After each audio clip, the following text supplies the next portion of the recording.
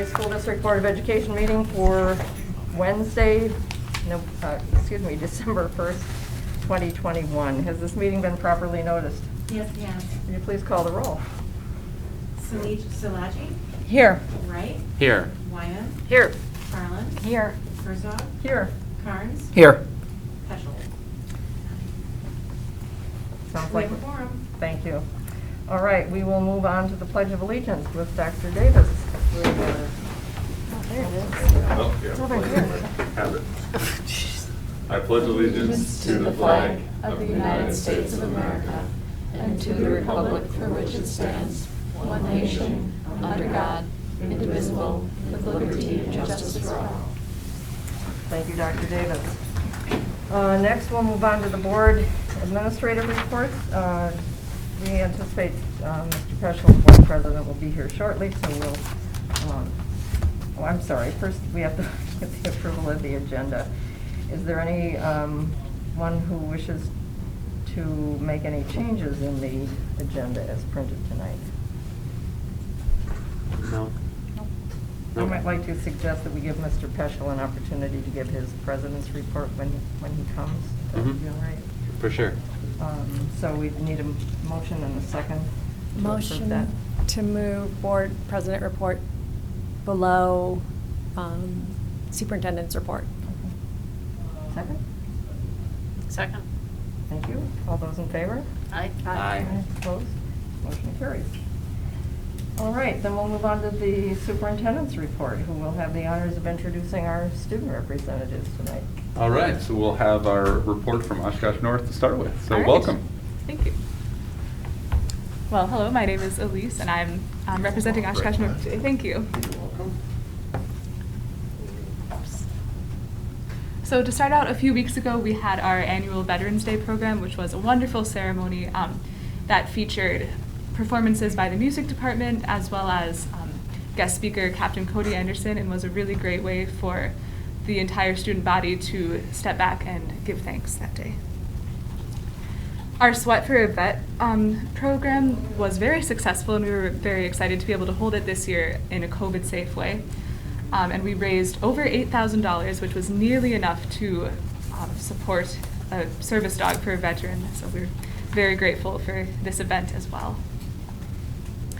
Several weeks ago, we had our fall play at Oshkosh North, which was called Twisted Tales of Poe, and as the title suggests, it was a compilation of Edgar Allan Poe stories. And it was a great way for students to get back on the stage after it had been so long, and yeah. Our Oshkosh North boys soccer team won sectionals several weeks ago, which I would love to congratulate them for.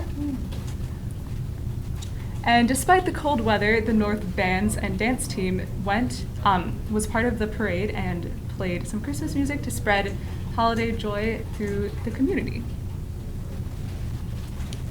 Today was the North Madrigal Singers' first performance of the season, and we were able to perform at all 5 elementary schools and 2 middle schools on the north side of town. And it was a great way to kick off the holiday season and spread holiday cheer, and we will continue to perform and spread the great cheer of the season throughout the rest of the month. And the musical at Oshkosh North this year is Guys and Dolls, which we have recently started rehearsing and will be performing in February. And it's very exciting for people to be starting to work on. On Thanksgiving last week, some members of our Key Club served a Thanksgiving meal at Zion Lutheran Church for refugee families. And some upcoming events are that this week on Friday we have our community blood drive. December 13th through the 17th is the Student Council hosted Winter Week, which is lots of fun holiday activities and dress-up days, so always a great fan favorite around the school.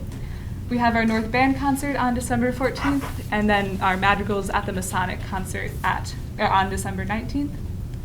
And then the Oshkosh North Choirs concert on December 22nd, and the Holiday Collage concerts on December 22nd for students and staff during the day. And that concludes my report. Thank you. Nice job. Thank you very much. All right, excellent. And Angelina's here from Oshkosh West to give us an update on what's going on the west side. Angelina? Uh-oh. Okay. Okay, regarding the community, West Student Council hopes you guys all enjoyed your break as much as we did. And in an effort to practice gratitude, every West student wrote something they were thankful for, and we decorated the media center. And within all the clubs, there was a lot of clubs regarding, or before Thanksgiving break.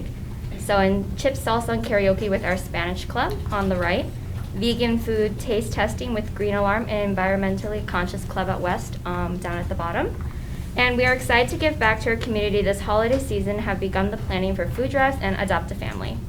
Today, Oshkosh West Student Council is at a leadership conference at the Bucks game. That's why Annika's not here. Our Vice President, Jarrett, is a board member of the Wisconsin Association of Student Councils and has helped put together this conference. Council members have spent their day learning about leadership and participating in leadership activities and breakout sessions. Now they enjoy a well-deserved Buck game. Sports, Lauren Best down on the left is in basketball, swim, track, and tennis, and was spotlighted by the Fox Valley Association. And West girls swim went to state and broke 2 school records and finished 17th as a team. Winter sports are starting, and we wish good luck to basketball, wrestling, hockey, and swim players this season for the boys. For music, Oshkosh West bands make up over 250 students, marched in both the Oshkosh and Appleton holiday parades, performing one of our very own band directors, Brian Wilson's very version of We Need a Little Christmas. Over 80,000 attendees at the Appleton holiday parade. Oshkosh West bands are looking forward to 8th grade band day this Friday. 8th grade band students from Traeger, Tipler, and South Park will travel to West to work with West's top band and enjoy some treats together, a great experience for everyone in a COVID-safe environment. Bandorama. Later this month, all Oshkosh Public School bands will perform together at Oshkosh North. Oshkosh West combined orchestras, bands, and choirs are looking forward to performing holiday concerts together, including one for the entire student body. Regarding this month's spotlight is the Wildcat Cafe, run by the special ed program at West. Students and staff collaborate to make and serve hundreds of coffees, bagels, and other student favorites every day. All proceeds go back to the Oshkosh West community, funding for Care Days, funding for other clubs and activities at West. And that concludes the December report for West High School. Very nice. Thank you. Excellent. Thank you Well both. done. Awesome. Thank you.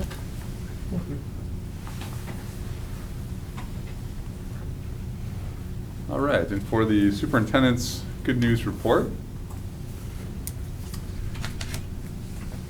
Starting out, we had Mrs. Schmidt's E Academy kindergartners and families enjoyed a tour of Christopher Peterson's Disaster Piece Records recording studio here in Oshkosh. Christopher was a previous music teacher and had a lot of insight to share. Students were able to play various instruments and learn about music and sound. So neat experience for our students in the E Academy. Carl Traeger 3rd through 5th graders kicked off their annual cardboard challenge with a visit from the Oshkosh Corporation STEM team. A highlight of the visit was getting a close look at the scissors lift to show how hydraulics work. Students then used the engineering design process to create technology to solve a problem. So thanks for that important partnership. The Communities Program at Oshkosh North is once again partnering with the Oshkosh Fire Department and the Salvation Army to host the 23rd Annual Food and Toy Drive. The Fire Department will be riding around neighborhoods throughout Oshkosh collecting toys and non-perishable food items. Decorations can also be dropped off at any of the fire stations. So if you're driving around town like I was last night and you see a slow-moving caravan of sirens and people not going, they're sirens, but they're not moving very fast. It's the toy drive. So make sure you give them a little space, but what a great opportunity for the season. The district's Project Life and Project Search programs and our amazing special education staff were recently featured in the Oshkosh Herald. In addition to explaining the incredible inclusionary practices and programs in place, the spotlight aimed to help the community and our local employers understand how valuable these potential employees can be. You can visit the Herald website to read the full feature. We're certainly grateful for their commitment to spotlighting the impact our programs have not only on our students and families, but our entire community. And here's a list of activities that have gone on since the last board meeting. So again, continue to be active. So, and that concludes the superintendent's report for tonight. Thank you very much. Timing's impeccable. Impeccable. Right? It's like on cue, I thought the same right? thing. Perfect on the agenda. I think you might have been waiting out for a while too. Mr. Peschel, you might be interested in knowing that on the approval of the agenda, we approved moving your board president report to after the superintendent report. So if you need a minute, that's fine, because after could mean, you know, at the end of all the administrative reports, or it could be Yeah, anytime. let me ponder that. Okay. Because I haven't had as much time this afternoon to collect my thoughts related to that. So, so we've done your report and the Yes, we- students? Correct. Yes, As we well? have. So Okay. now we're on to number 3 on the agenda. All right. So we'll just move forward with district administrator supplemental reports. Starting with A, it's our COVID-19 report. And if that's being led by Mr. Cameron. Yes, good evening, everybody. Good evening. So unfortunately, the situation around COVID-19 in our area has continued to worsen over the past couple of weeks. So in terms of the health department report that I referenced at each board meeting, for the previous 2-week period, which was November 10th through November 23rd, the COVID-19 case rate for the geographical boundary of the Oshkosh area school district was at 771.1, which is up from 691.5 for the previous 2-week period. So that continues to put us in a very high category, and it continues a trend of that case rate continuing to climb upward. In terms of the cases for those who are under the age of 18 in our district, we are holding a little bit more steady there. So we had 161 cases during this past 2-week period. Previous period was 165 cases. So again, we're in about that same range. But when broken down by age group, 23 of those cases were for children under the age of 5. 66 were for those between 5 and 9. 55 were for those between the ages of 10 and 14. And 17 were for those between the ages of 15 and 17. So again, you can see that the number of cases among children in our district are really being driven by that 5 to 14-year-old age group. In terms of the vaccination clinics that we've held in the district for that age group, they've gone pretty well. We had our first second dose clinic at Oaklawn this past Monday, and we gave over 150 doses of the vaccine, pediatric doses. So a vast majority of those were second doses, but we did have some parents elect to bring their children for a first dose at this past clinic. So we have a second dose clinic coming up this next Tuesday, December 7th at Shapiro Elementary School from 3:30 until 6:30. And again, it's primarily for those who need a second dose in that 5 to 11-year-old age group. But if a parent does wish to have their child receive their first dose at that clinic, that is an option as well. In terms of the COVID-19 dashboard in our district, it was last updated on Thursday, November 24th. And at that time, we had 78 positive cases in the district among our students and staff. 57 of those cases were students, 21 were staff, and those were at 17 different school sites. And the cumulative total for the school year so far, we've had 678 positive cases among our students and staff, and 43 of those cases involve suspected in-school transmission. So the last piece I wanted to mention is the district came out with communication recently that we are going to be extending our mask requirement through January 7th. So the reason for that is the rising case rate, but also with the holidays here. We don't know what Thanksgiving celebrations will do yet to that case rate, and we also want to be cautious with the Christmas season coming up. Any questions? I actually did have a question about the mask mandate and extending it. I know we keep throwing out dates like until June 7th or January 7th, et cetera, and have you considered possibly just saying we're wearing masks indefinitely so we don't keep saying, throwing out these dates and then having people be disappointed if we can't, lift the mask mandate? This is probably a question for Dr. Davis. more Yeah, so. I mean, we've talked about our methodology of month to month. We think it's important to be able to just be responsive to Okay. the numbers as we're moving forward. So I think just casting it, like not having an end date, I think, we want to make sure that we have some checkpoints is really where we're at right Gotcha. now. Yeah, that makes sense. We do feel moving forward, though, that the vaccination, the complete vaccination for our 5 to 11-year-olds is a really important marker for us. So I think in this next month, it's going to be, extra important for us to have that analysis because we've got a significantly new environment that Right. we're able to provide Okay. for some of our students. All right, cool, thank you. Yep. Can I ask one question? Sure. About the positive cases. Are these school attendees that go to the doctor? Where do these numbers come from? What are the positive numbers comprised of? So it could be parents who bring their child to the doctor for symptoms and they're tested at the doctor. We also have our testing sites here in the district, and there are various testing sites around town. So anytime somebody tests positive at one of these sites, that positive case is entered into the WEDS data system for the state of Wisconsin, and our nurses can access the WEDS system. So they check that on a regular basis. Most of the time, parents will report to the school immediately if their child tests positive. So that's typically how we find out about these cases. But like I said, we also check WEDS on a regular basis, and then we take that information and enter it into our district line list. We have one for each school that track positive cases and household close contacts. And these are PCR tests, not rapid tests? Correct. Thank you. The only exception with that is if there is a student who is symptomatic and they receive a rapid antigen test and they test positive, the state does count that as a positive case, even though it's not a positive PCR test result. But you have to present with symptoms and have that positive rapid test. It can't just be a positive rapid test for someone who's asymptomatic. I have one question.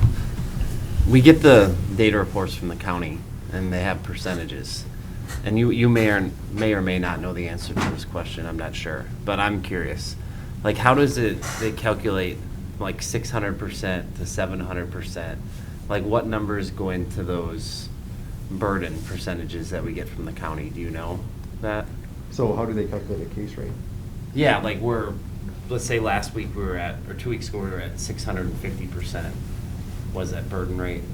How does it, like how many extra cases does there have to be for it to go to 750% or 850%? I've just always been curious where that percentage comes from that they use to gauge where we're at with COVID in our area. Yeah, so how they calculate the case rate, it's pretty standard across our state and across the nation, really. What they do is they base the number of cases on population of 100,000, so they calculate that out. And that's where in this case, the 771.1 number comes from. So based on our population in Oshkosh, which is, if you look at the school district geographical boundary, it's about 68,000 and change. They would take the number of cases and then scale that to a population of 100,000 just to standardize it, and that's where that number comes from. So it essentially becomes a percentage based on that 100,000 number. So I don't know if that answers your question, but that's actually how it's. Well, I was just curious, because whenever I see like 771%, I'm like, that seems like a really high percentage. Yeah. And so I was just The case curious rate- how it correlates. I The guess. case rate itself isn't the percentage. Yeah. It's just more of a reflection of the number of cases in our area on a scale of per 100,000. Okay, well, thank you. Sure. So the school clinics, vaccination clinics, are those also spots where adults could get booster shots as well or not? No, we've really been gearing them toward our 5 to 11-year-old age Okay. group, just because they require a pediatric dose, which Okay. is different than adult doses. So it makes it easier for the health department in terms of gauging how much they need to bring and Sure. of what dose. They do have some adult doses present in case there is a parent or an older student or child that needs to be vaccinated or receive a first or second dose. But really, like I said, it's geared toward that 5 to 11 year old age group. Sure. All right. Thank you.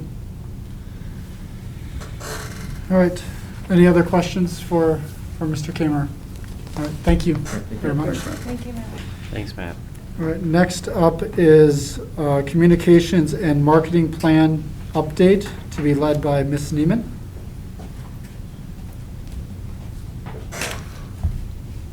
Hello, everyone. Hello. Katie Neiman, Communications Director for the district. This report is a follow-up to the written report and discussion that took place back in June. From that, many board members had expressed interest in considering the potential of investing in additional communication and marketing support for the district and tasking me with identifying a strategic path forward. So within this report, I've kind of, same process as last time, detailed where our current efforts are, current initiatives, and looking ahead, as well as a potential expansion option. I'd like to say I have all the solutions or the answers identified, but clearly that's not the case. And I say that because I think there's an opportunity of this can go a variety of different ways, but to me it's important that we do so in a way that aligns with what we've built within a communication department of one currently, so that we can continue that strategy forward. What I'm recommending is investing in creating a communication foundation that would allow us to be responsive, and by that I mean when needs arise, that we have the bandwidth to tackle them in a way that we're not pulling away from current work that is happening. So more specifically, what my recommendation at this time is hiring a communications and marketing specialist that would be able to move forward the marketing and communication goals that we've set forward, both in line with the work I'm doing, but then also independently based on their expertise, specifically in the world of marketing and what that can mean for our schools and districts. With that being said, one thing that I thought was helpful just to wrap my head around it and included in the written report is just sort of the high level or key communication functions that are currently under my umbrella.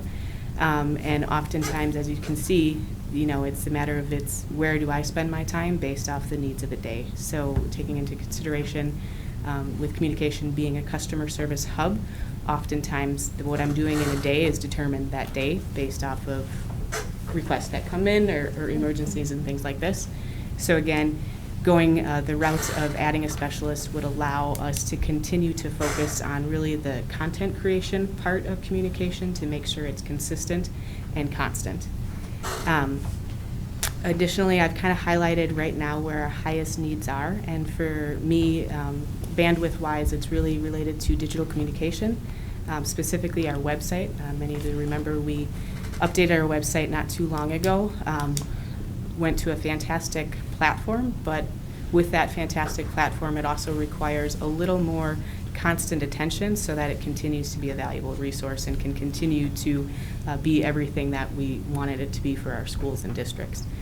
In addition to that, it's a matter of content creation. Like I said, there's great things happening in our schools and district, and it's a matter of what are we doing to make sure we're helping teachers tell their stories, students tell their stories, and doing that consistently.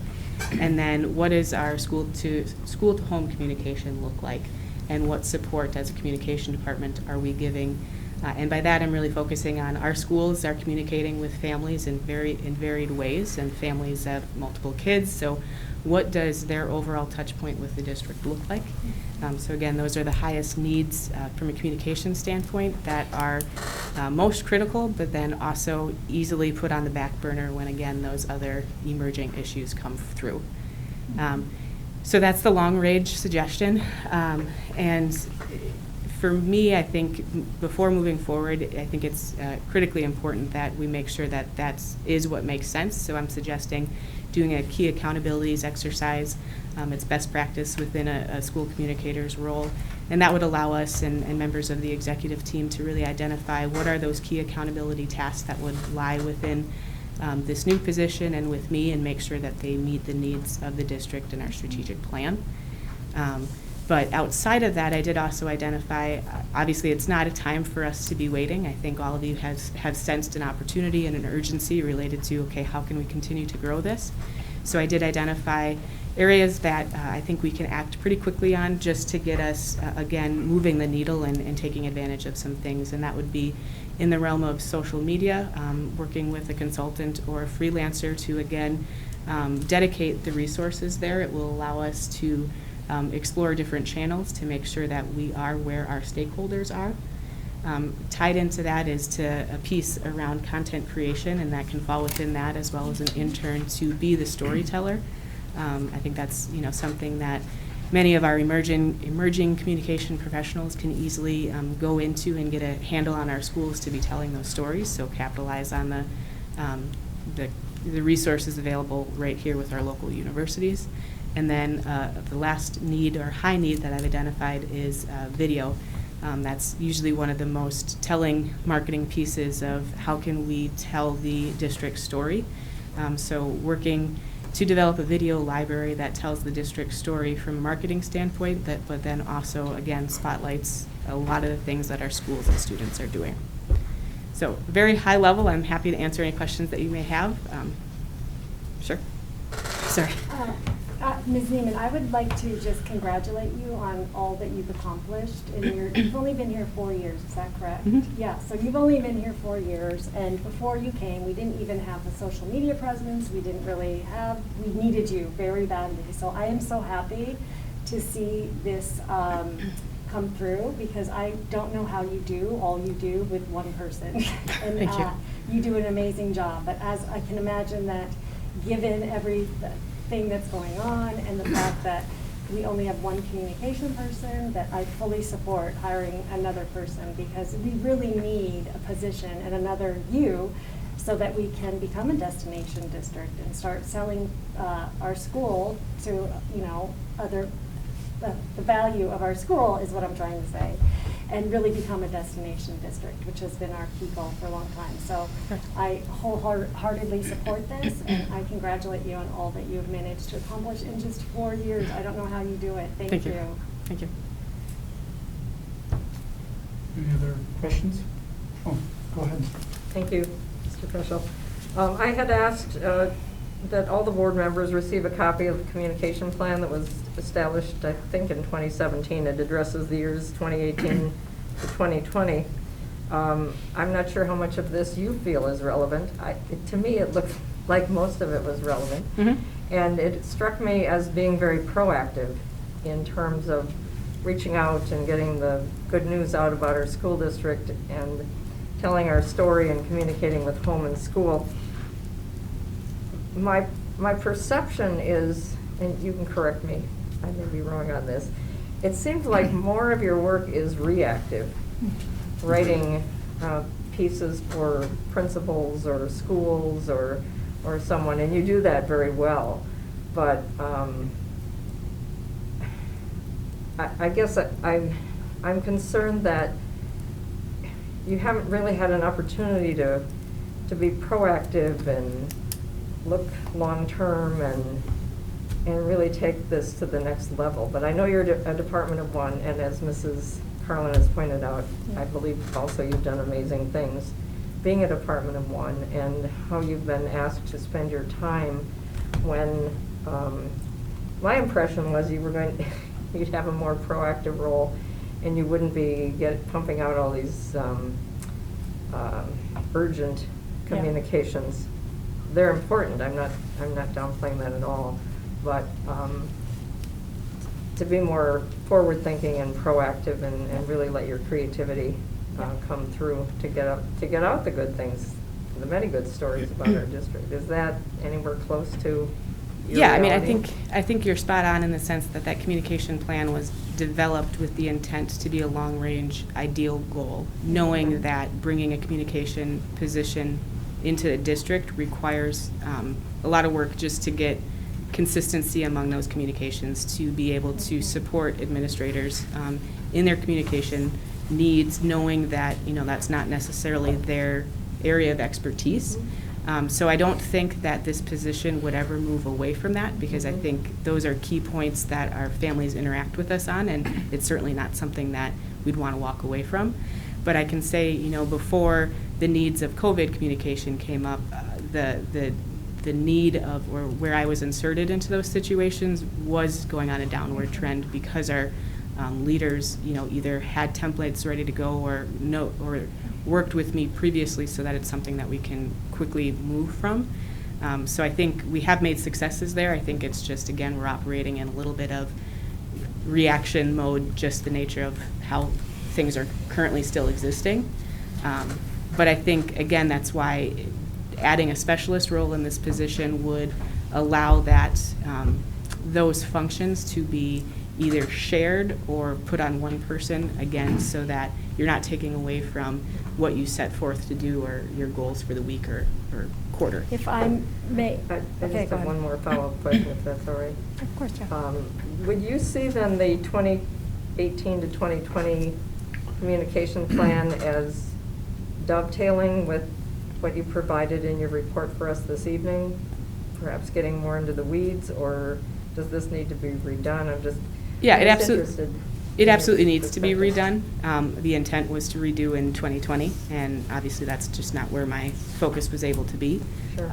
And what I'm now obviously adjusting to is doing a revision based off of what does those next steps in our communication infrastructure look like. I think a lot of that is still built within that plan. It's meant to really, it's not a one and done type initiative. They're meant to be carried on and live, but it's a matter of how can we get them to the point where they're sort of living on their own and they don't need a whole lot of watering, so to speak, so that we can just keep adding to it. And I think that next phase, which again is on my radar to be attacking as I've returned and delving into things, will show that and allow us to look a little further ahead as well.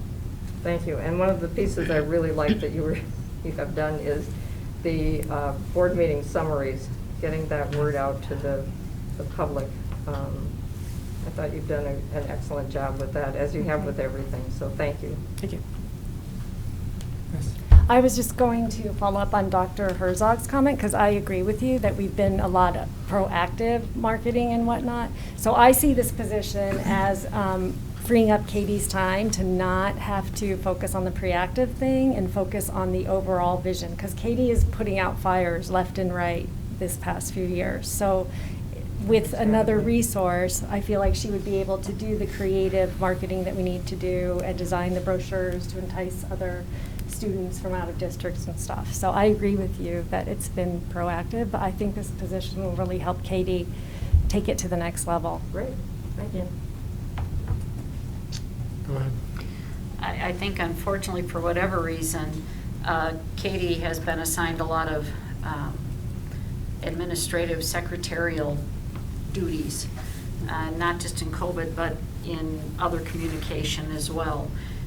I was on the hiring team for Katie. I've seen her portfolio. I've seen what she can do, given a chance and given the time. And I'm hoping that we will turn the corner, get someone to take care of those items that are very, very important to communication, but are changing all the time and are reactive, and give you the opportunity to shine and move forward with some of the initiatives that we have.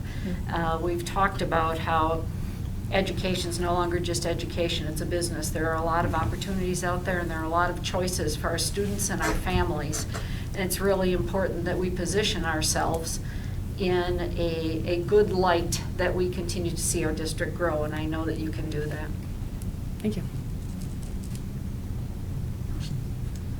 I have just a couple questions that relate to the communication plan, and they're kind of budget questions as well. So, because I think by reading and listening to the conversations that this board has had over the last year, 6 months to a year, is that they're fairly supportive of enhancing your communications programs and strategies, and just the initial communication plan talks about a website budget, printing and mailing budget, a video production budget. And I guess my question to you is one, have we provided you these already? And second, if you had the opportunity to change these as resources that you might ask for, how would you modify that? And if you're prepared or comfortable and want to talk about a suggestive number, or Mr. Nehans wants to be part of that conversation as well, I think we might entertain that option of trying to understand what the bigger picture is financially to enhance you to be able to do what you need to do and to have the staff to help execute your communication plan as it is now and what you want it to be in the future. So. Sure. So I think you're referencing a couple things, and obviously when it comes to the larger projects, specifically to the website, you know, as a board, as a district, we knew that was a need, and the budget was established, I think, with Dave's help and some of the technology support. So that did allow us to get to that stage. I think from this conversation, as well as the previous conversation we had in June, it was my understanding that, you know, once I have this sort of general strategy identified, it will be a matter of working with Drew in our business office to really hone in on what does that look like and establish real numbers to it and real, you know, expected results, and bring it forward for action to be able to dive into it. So that's I see as the natural next step. Okay. Are we picturing paid internships? Are we picturing like school, college-based internships to help out with this? Yeah, I think a little bit of both. I mean, I think Okay. there's opportunity within our own student body at the high school level to use our students to be storytellers. Okay. I know there's various departments within our organization that are using, you know, college interns with a limited, you know, in the scheme of things, a small budget associated with it, and I think that's realistic. And I think that fits within even the communication budget that's been earmarked just within our standard, not going beyond with this addition. Sure. Okay. Go ahead, Ms. Laji. Yeah, I just want to say I loved hearing that, of using the high school students as individuals that can tell our story and help with the marketing. That was great. Thank you. Mm-hmm. Go ahead. I mean, a lot of this has been said already, but we're in a competitive marketplace. And as a business, we have to market the good things that we're doing in the district so that we can highlight the different programs we have going on. And it's hard. That's hard to do when you're sending out communications for this big of a school district and putting out fires in this big of a school district. So, you know, like this has been said before, but I'm hopeful, you know, that this position will allow you to really target things that'll be beneficial to the school district. You know, we have a great program. There's probably a lot of kids within 20 miles of here, and their families want to learn about that program. Mm-hmm. And the only way that they'll likely be able to do that is through, you know, a video or us marketing it, you know. So I'm excited to see what you'll be able to do with the position, where you'll be able to take it from, you know, just managing basically, you know, events and, you know, putting out fires, etc., to you being able to use the extra position to target things that are important for our district to grow and to be well known within the area. So thanks for the plan, and I'm excited to see new videos and new targeted marketing that can be beneficial for our whole community. So thanks. Sure.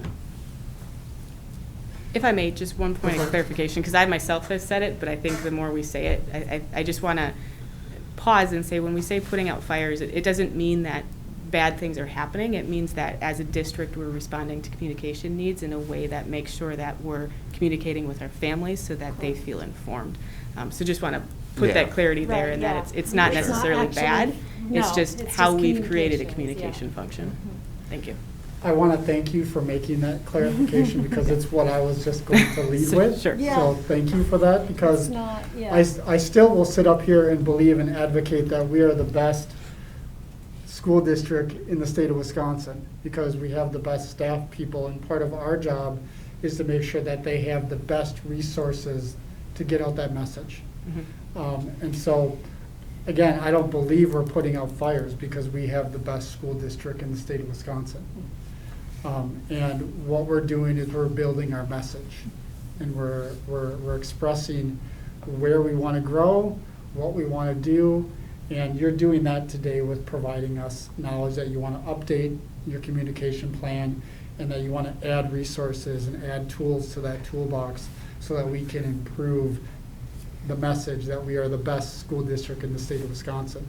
So I think that's really important that all of us understand that, hear that, and believe that, and work towards that. Because this is one of the key elements of that, of all the things that we need to talk about to improve all those things that we want.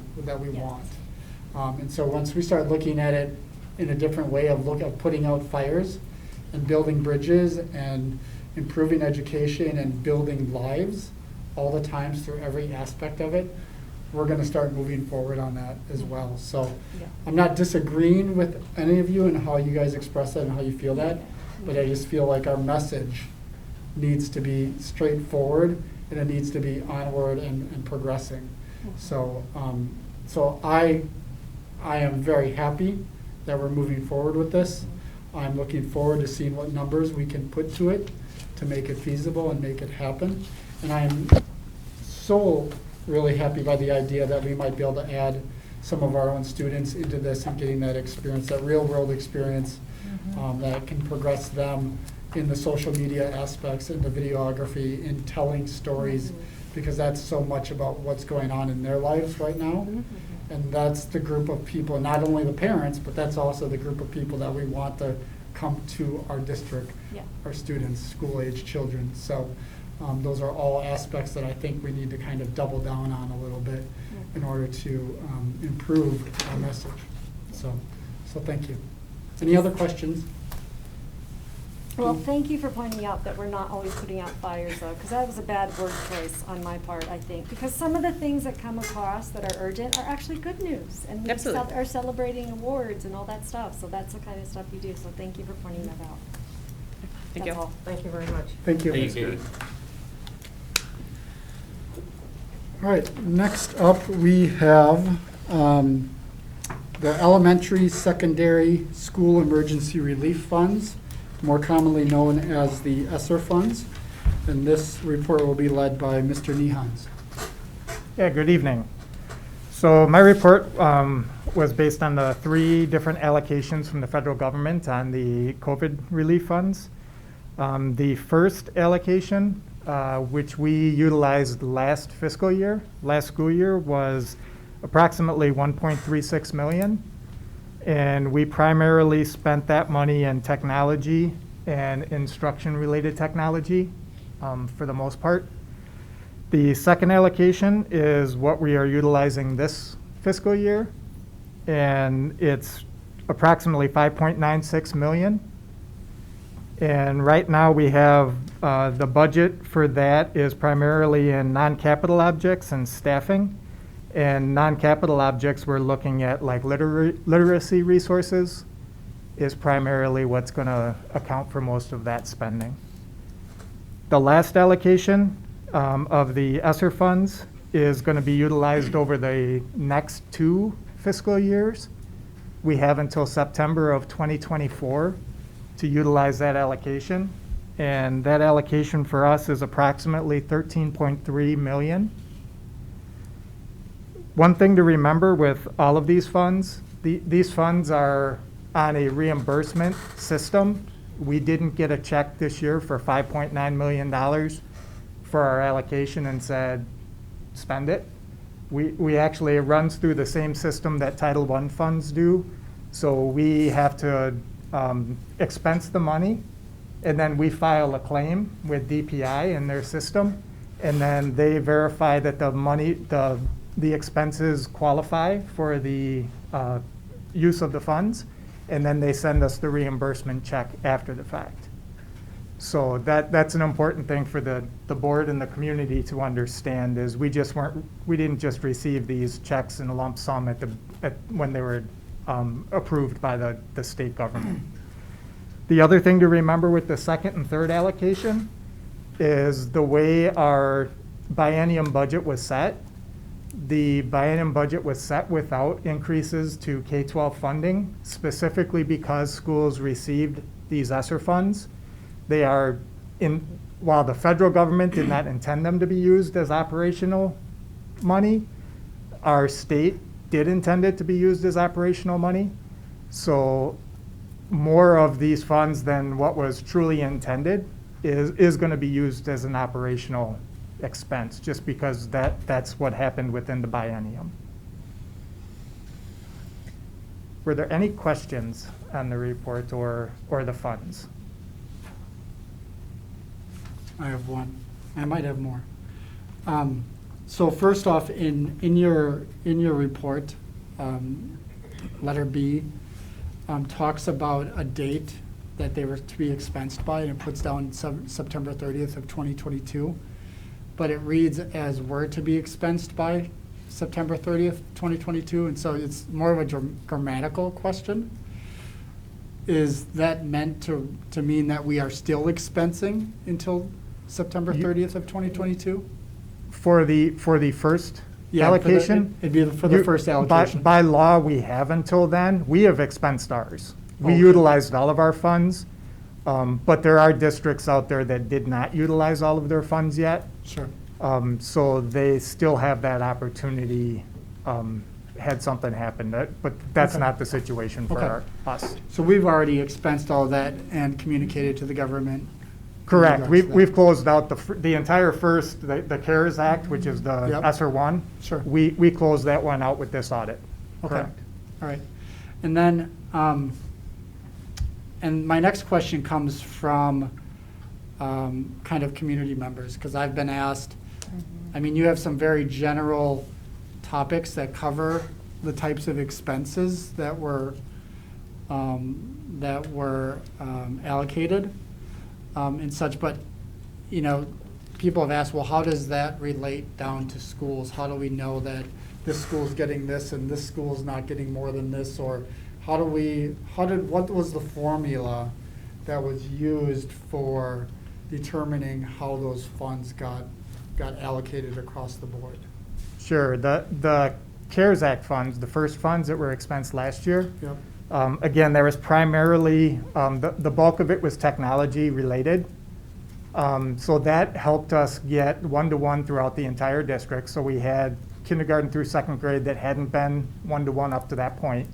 So we had to buy Chromebooks across the board for everyone for that. We also bought hotspots for any families that needed access to technology.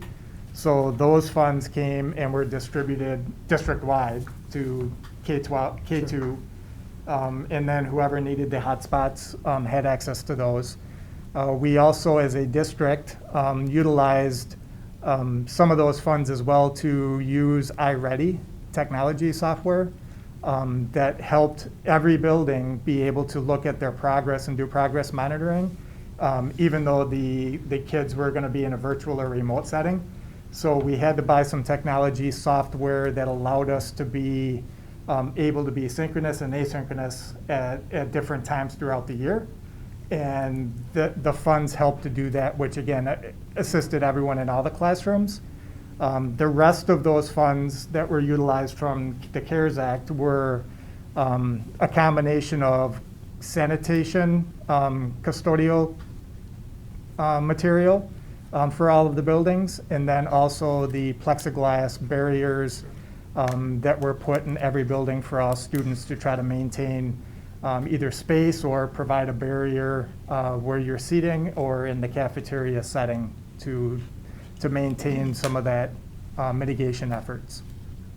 Okay, thank you. So it's safe to say that the CARES Act funding really went to increase the capacity of learning in the Oshkosh Area School District during our most challenging times related to COVID. Correct. So, okay. And then, just in general as you can, give an idea of what, like, for the ESSER 2 funds, just like very general, what is a non-capital, object going to be? What's a purchase service going to be? What's a capital object? Sure. So the non-capital objects, one of the ones that we've probably done the most with right now is we had a serious need to get more literacy resources into all the classrooms. So we provided every classroom with additional literacy books, classroom books, to help support them within the literacy needs of what we have right now. The purchase services, we've been having different nursing and the COVID testing. We provide those resources out of the ESSER funds for that, which would be part of what we're doing there. The capital equipment is, again, going to be more technology-related types of equipment that we may come across that we have to purchase at this point. Okay. And then just talk about the staffing element as well. What is Sure. Staffing's a little bit, that's going to be a little bit more mixture. Part of the staffing is going to be some of that operational money that we're going to offset with that. So there's, in the ESSER 2 and 3, there's a little different regulations on where the money can be spent. And ESSER 1, the CARES Act, was pretty wide open. You could spend it pretty much on anything. There weren't as many restrictions. In 2 and 3, there are a little bit more restrictions, especially with 3. You have to show that you're trying to mitigate the loss of education and the time away from school that the kids have if you have to go in a virtual environment. So they're a little bit more restricted. So some of the staffing is we've added a couple dean of students to different buildings as the kids have come back from being in a virtual environment. We have some different needs in our buildings now. So we've had to add some staffing there for those reasons. And then again, most of it is going to be operational expenditures that are going to end up playing out on that side. Okay. I have one more question, but if anyone else has a question, they can go ahead of me. Okay.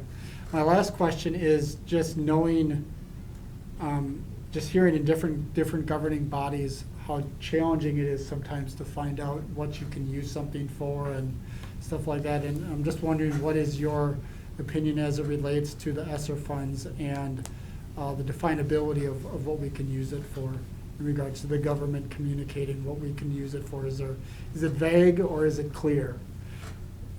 It's not. It's more vague. Okay. It's a little more clear from the federal government, and where the conflict has come in is when the state budget got passed with no increases, and they took the view of the COVID relief money being that it was going to be wide open, like the first CARES Act was, sure. And that we weren't going to have regulations from the federal government on where that money got spent. They were taking that view of the money, and in what ended up happening is the federal government ended up putting parameters around the second and third COVID, which muddied up where we're supposed to follow, because we have regulations from the federal government, and then the state government said, no, you have to use this for operations, but we have guidelines that we have to maintain now from the federal government. So that's made it a little more vague and a little bit harder to follow. Okay. Does that answer your question? Yeah, it does. Okay. Yeah. Thank you. Any other questions? Go ahead. Thank you, Mr. Peschel. I have a question on the district spending policy. I believe that anything over $150,000 from a single vendor has to be approved by the board. So I'm trying to figure out how that policy fits with the expenditure of the ESSER 2 funds. Can you help me with that, please? As far as? I guess what I'm asking is there anything on this list from which we've purchased $150,000 or more from a single vendor? And if so, does that need to be approved by the board?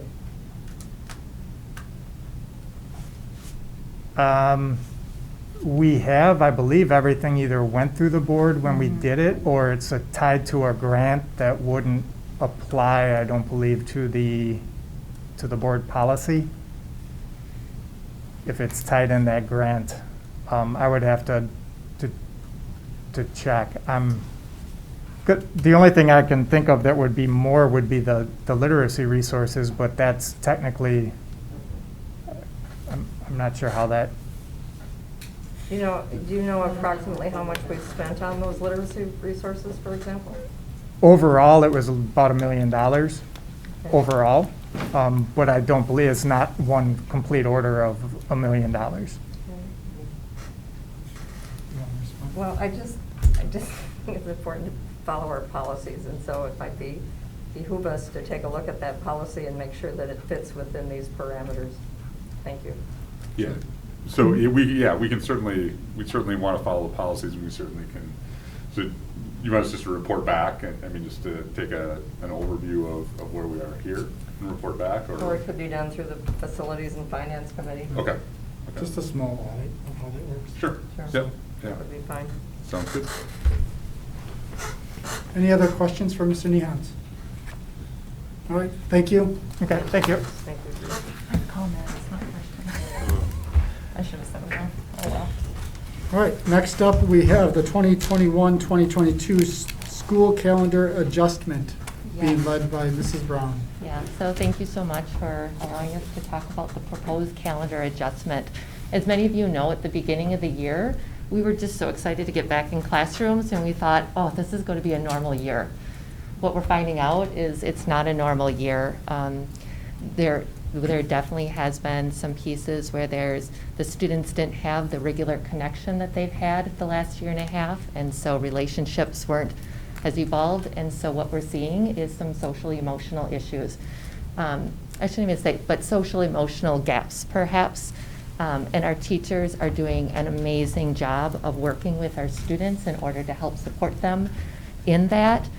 But it's also taking a toll on our teachers to do all that they are with our students. And so what we're asking is to, of the 5 and 8/10 snow days, to take 2 of those days and make them mental health days.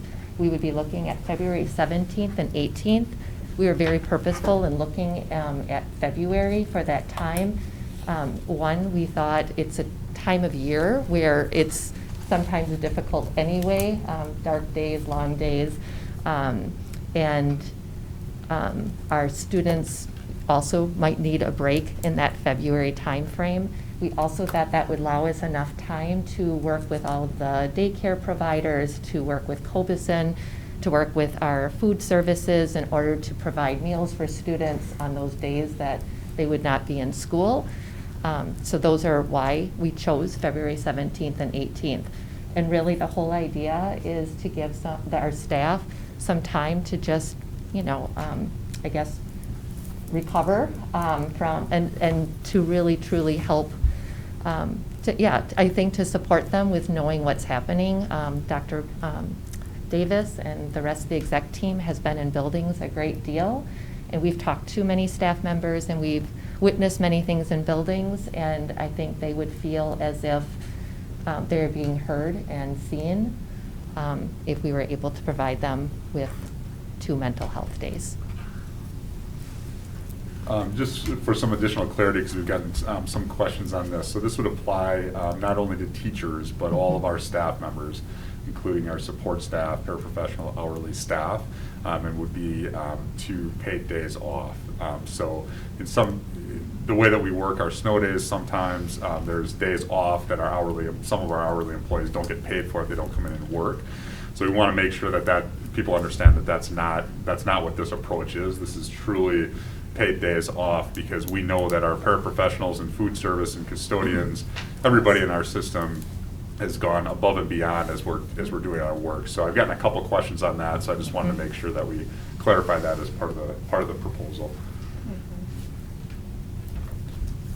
I had a question, you kind of brought it up. My only concern was with daycare, making sure, because I know when we have school days out, sometimes the YMCA runs like a day camp, or I'm probably using the wrong term. But So have we communicated with YMCA and other daycare sites We to were know they waiting would? to hear what the board discussion was tonight. Boys and Girls Club, because we have somebody who's on calendar committee who's also part of Boys and Girls Club, Okay. they did communicate with them already, and I think that's going to be okay, but we have not communicated with the YMCA Okay, yet. the Boys and Girls Club, that's a good one to think of too. I know there's a lot of places in town that offer a place for kids to go when we're not in school. We didn't want to get ahead of the board, Yeah. and so we did not discuss this with other entities because it's up to the board. Right, 'cause if we all Board's said no, desire then, yeah. before we can move forward with any kind of Right. pieces. Well, that was my only concern about it.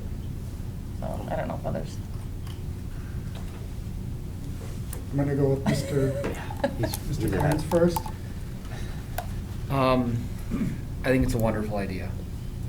I think it's a small gesture to show, you know, what we've talked about a lot is mental health, especially during the pandemic, that we are doing what we say, right? And it's to feel appreciated as well, to give a couple days off for people who would not have on a snow day to get paid. Long weekend with, was it Monday then, that Yep. we have President's Day, right? So it's just a really, really good, easier thing that we can do for our teachers and everything, and I think that's really important. My question is, that is a big time of year for sports. Mhm. Wrestling is in sectionals, Mhm. state tournament right around that time. Does that affect anything with sports practices or other, I mean, I was a wrestler, so I'm thinking wrestling. Mhm. Does that affect the ability for other, sports to practice as What we well? had discussed is that sport activity would continue. Okay. That this was really about the school day itself. Okay. So. Because I know during Christmas break, and stuff like that, there's still practices as well Mhm. during that time, so. Yes, and I think the just wanna make coaches sure. are as devoted to that as Yeah. the families, so. Yeah, okay, thank you. Mhm. Mr. Wright and then Ms. Carlin. I'm in favor of this. I got a couple phone calls on this item in particular, and my response was, well, if you think a couple mental health days are too much during COVID, how about we drop off 25 to 35 kids at your house for the next 2 months that have all kinds of crazy, or have a lot of different behaviors. You monitor all their COVID symptoms within your classroom, and then see if you need a mental health day or two. So I'm in favor of this because it's been a crazy year, and we need to make sure that our teachers are in a well place and that our staff are in a well place so that they can move forward and do one of the most important jobs around, if not the, teach our children. So I'm in favor of this, and that's just a lot of the reasons why. Mhm. Thank you for sharing. And I was basically going to say about the same thing. The fact that we got a little bit of pushback on this from some people is very concerning to me, because it shows that we are not recognizing the importance of mental health and how important it is to make sure that you practice good self-care. And our teachers have been through so much in this past year that they deserve more than 2 days, I wish we could give them more. And so my question to you was, are we providing any support, like ideas for them on things they can do for Mhm. self-care and take care of their mental health? I'm sure Yeah, we are. absolutely. I And know, yes. you can talk to our principals, and Mhm. they're listening very closely to their staff and their needs. Yep. So definitely, I Yes. know that many people, well, I shouldn't say I know, but I know some people who've reached out to me, and we've had discussions about seeing employee assistance programs as well. And Mhm. so I think people are utilizing that as well. And then I know that some of the schools are providing things like yoga after school or meditation or those type of things to also help support staff.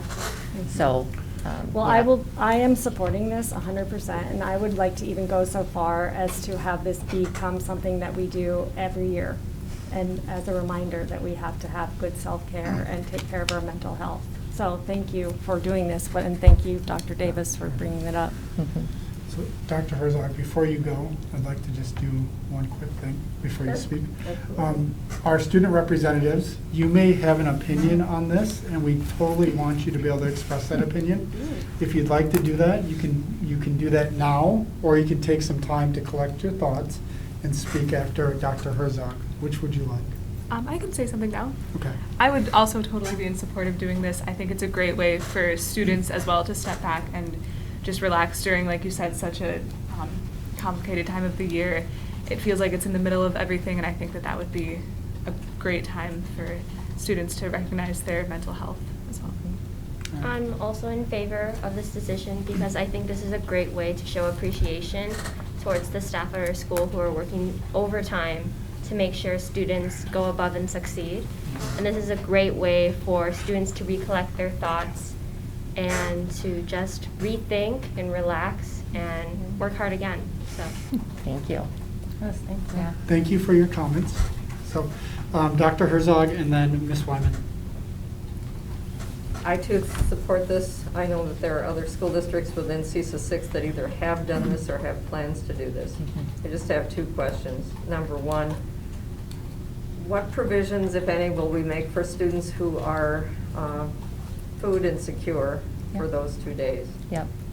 So that's part of the plan of working with food services. We are hoping it could almost be a grab bag Okay. that they could take home with them. So that's what we would like to talk to Ms. Dahman Okay. about. Great, thank you. Mhm. And then my second question is, hopefully, we will not have an excess Right. of snow days that would take us beyond 3, Mhm. given that we would have 2 and 5/8, 2 and 3 and 8/10 days left. Yep. If we got into a situation where we had more than, say, 4 snow days, what would be the plan to We would- offset that? We would have to either add minutes to the day, or we would have to add on at the end of June. So we would have to come back to you regarding that. Well, I know of a district within CESA 6, which 2 years ago was having students work from home, and they were not calling Oh, those snow days. Yes, and we they can. were getting credit for that. Yes, So I'm thank wondering, you are for we in a saying that. position to do that? Yes, and we did talk about this. So that is very interesting because right before COVID, we had practiced a digital learning day for making up the time for the ACT day when juniors were in school and the rest of the student body was doing a digital learning day. So we are well positioned, especially if we know in advance. So let's say that we know that there's incoming weather in advance, that we can use a digital learning day and asynchronous learning to count towards our instructional minutes if we do need that. So is that a possibility? Excuse me, is that a possibility to call a day, legitimately call it a Correct. digital learning We day? have to have, like, we would have to know it's coming, a snow day is coming up, so Mhm. that we could get staff ready to be able to do that. Correct.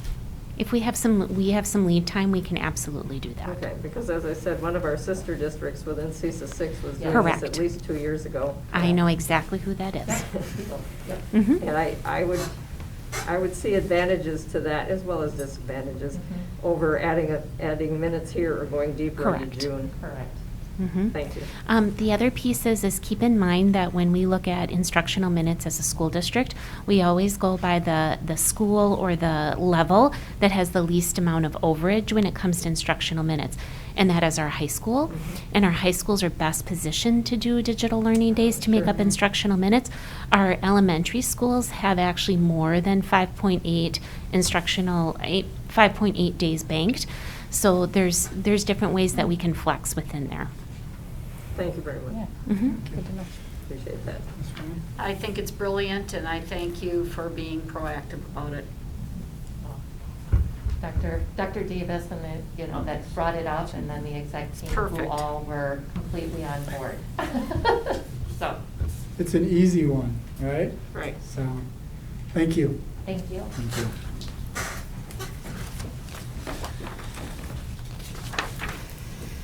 All right. Next up, we have the fire alarm systems at Oakwood Elementary School and Oshkosh North High School. report to be led by Mr. Fox. Good evening. Good evening. I'm here tonight to discuss two contract proposals that were provided to you in your packet. As you had indicated earlier, per board policy, anything over $150,000 requires board approval. As you will notice, both of these proposals that were provided in your packet for new fire alarm systems, one at Oakwood Elementary and one at North High School, both exceed that amount. Also included in your packet was the detailed proposal and the bid tabulation. I'm recommending that we move forward with a low bidder for both of the attached proposals. And I'm here tonight to discuss any questions you may have on those proposals. Who is the existing contractor for those currently? Who am I recommending? Yeah, no. Who does it now at those schools? The fire alarms. The fire alarms. Oh, at North High School, I believe, is a Simplex system. I am not sure of the manufacturer at Oakwood right now. Okay, so it's, I guess my question is that it's not any of the pre-existing, the contractors or I mean, one is Folsky and the other is CEC, I believe? Oh, so those are your installation firms? Yeah. No, we bid, the fire system that we're bidding to install is an EST, is an Edwards system, and that has been our standard that we've been implementing in the school system. That is a generic third-party neutral system that can be serviced by multiple different contractors. What we bid is then the installation piece, and that can be bid out to multiple electrical firms. Got it. So there's a contract, there's someone that oversees the management of that system, but this one talks about who's going to install it or update it in those schools. That is correct. The tabulation that you see is a low bidder for the electrical. They will pull all the wire, do all the terminations, hang all the devices, the strobes, the pole stations, everything. They'll hang the fire alarm system, and CEC will program the system Got it. to read all those points. All right, thank you. Any questions? No, thank you. Oh, I'm sorry. I gotta look this way more often. All right. This had been discussed at Facilities and Finance, and the three members of that committee were in line with this, and so I think it's time to move forward. Thank you. I am sorry for not. No, you're fine. not You're fine. Looking your way more often. Thanks. All right, thank you, Mr. Fox. All right, I did not receive any comment from any board member about any type of committee reports. So, seeing none, okay. All right, next up, we are at our portion of the meeting that relates to public forum. I'm going to read a note here that relates to our guidelines for public forum. So, a total of 45 minutes during tonight's meeting will be allotted for non-agenda and agenda-related public forum. Each speaker will be allowed to speak up to 2 minutes. When addressing the board, please clearly state your name, full address, and topic you wish to address. If you are acting as a spokesperson of a particular group of individuals, please indicate the group that you represent. Number 2, please state clearly and concisely the matters of concern. Number 3, please limit your comments to 2 minutes. Number 4, please remember that the use of specific names of district personnel, titles, or identifiable descriptions may lead to legal liability. In such instances, please pursue the district's formal complaint process by contacting the superintendent's office at 424-0160, and you will be directed to the appropriate administrator. So, all right, we will begin with non-agenda public forum. Do we have anyone in the waiting room? We do. We have 2 people. I'll be admitting someone we have as the name Matt. Okay. Hello.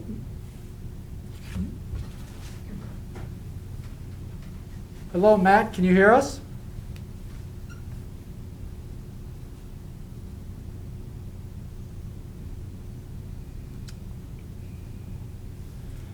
Matt, are you there? I am here. All right. Can you please state your full name and your address, please? Yes, my name is Matthew Took. I'm at 1679 Thornton Drive, and I'd like to address the COVID protocol tonight. All right. Thank you. You have 2 minutes, sir. Thank you. Praise be Jesus Christ. I wanted to address today, Barbara had sent me a November 23rd email indicating I could get answers on COVID protocols, and I should direct those to Brian Davis and Matthew Kamer. And the thing that I've been trying to do is get them to either confirm or refute the numbers that the CDC have on the vaccine adverse reactions. And so I'd like to provide those tonight. As of 11/19/21, the CDC reports 19,249 deaths, 97,561 hospitalizations, and 913,266 adverse events in the United States. I believe parents deserve all the data if we're holding vaccine clinics, and I'd like one of those two gentlemen to please confirm, deny, and please provide any accurate data if I've made some type of erroneous mistake. I'd like to also address the winter sports guideline. A study funded by the CDC, just recently released, concluded, as this field continues to develop, clinicians and public health practitioners should consider vaccinated persons who become infected with SARS-CoV-2 to be no less infectious than unvaccinated persons. So we take this finding together with the Lancet medical study that I provided, and giving vaccinated and unvaccinated athletes two different protocols does not follow the science. In regards to masking, both Martin Luther School and Lourdes Academy have been mask optional all year. These schools have not seen abnormal case rates. And it goes to my point that masks are not only ineffective for aerosol transmission, they're worse. Because as Doug Gyron, the health executive of Winnebago County said, when talking about masks, there are learning impacts depending on age, topic of learning, presence of learning disability like speech and others. That's all a matter of open records. That's part of the email that he provided to me that I'd be happy to provide to the board. All right. So I've asked this board to please take the masks, the needles, and the rules, the showing your vaccine papers, and please take those away from our kids. Thank you. Thank you for your comments tonight. Have a good evening, Mr. Took. Thank you. All right. Mr. Gunlock, do we have anyone else in the waiting room? One more person, it just says local user at this point. So we'll Okay. get them in.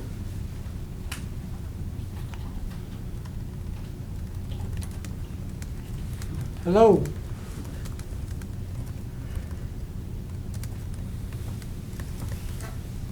Need to ask them to unmute. Hello. Hello.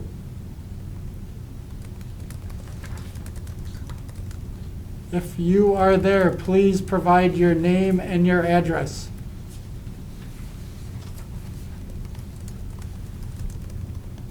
If you are there, please provide your name and address. You're talking to me? Yes, we don't know, we know that there's someone there, but we don't know who it is. So, Oops. so if you could provide your full name and your address, and then you can move forward with your comments for 2 minutes. Okay, Patrick Piper, 2054 Shawnee Lane, Oshkosh. My comments tonight are in regard to the school board's proposal to convert 2 snow days to mental health days for staff and teachers. I would first like to point out that students are currently weeks behind their expected education level in their grade. Teachers, staff, and students have worked hard to try to make up this deficit. Each and every school day is important in this effort. Teachers and staff have a number of resources and avenues to pursue for any perceived mental health issues they may be suffering.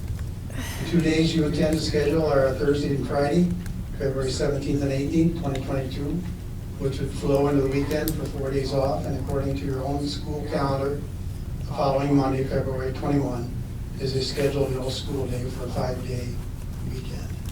If staff and teachers are suffering from mental health issues, why wait until next February to give them a mental health vacation?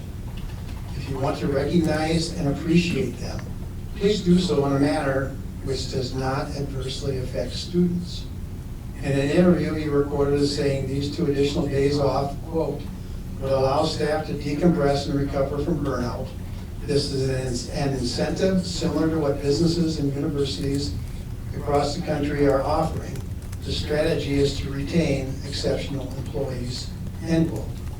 Is your reason for this really based on the juvenile excuse of what others have done?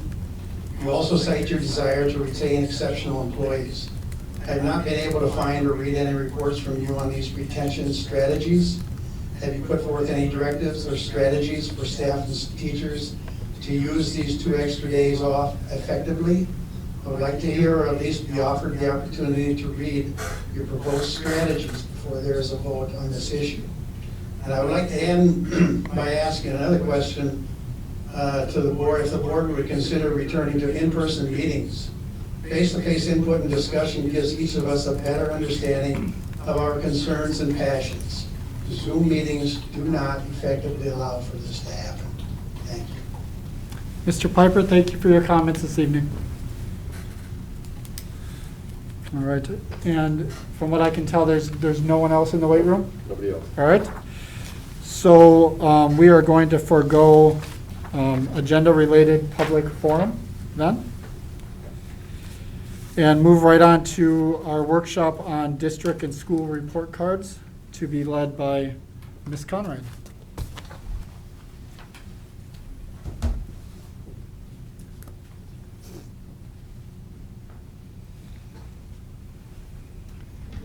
Good evening. I'm Julie Conrad, the Director of Curriculum and Assessment.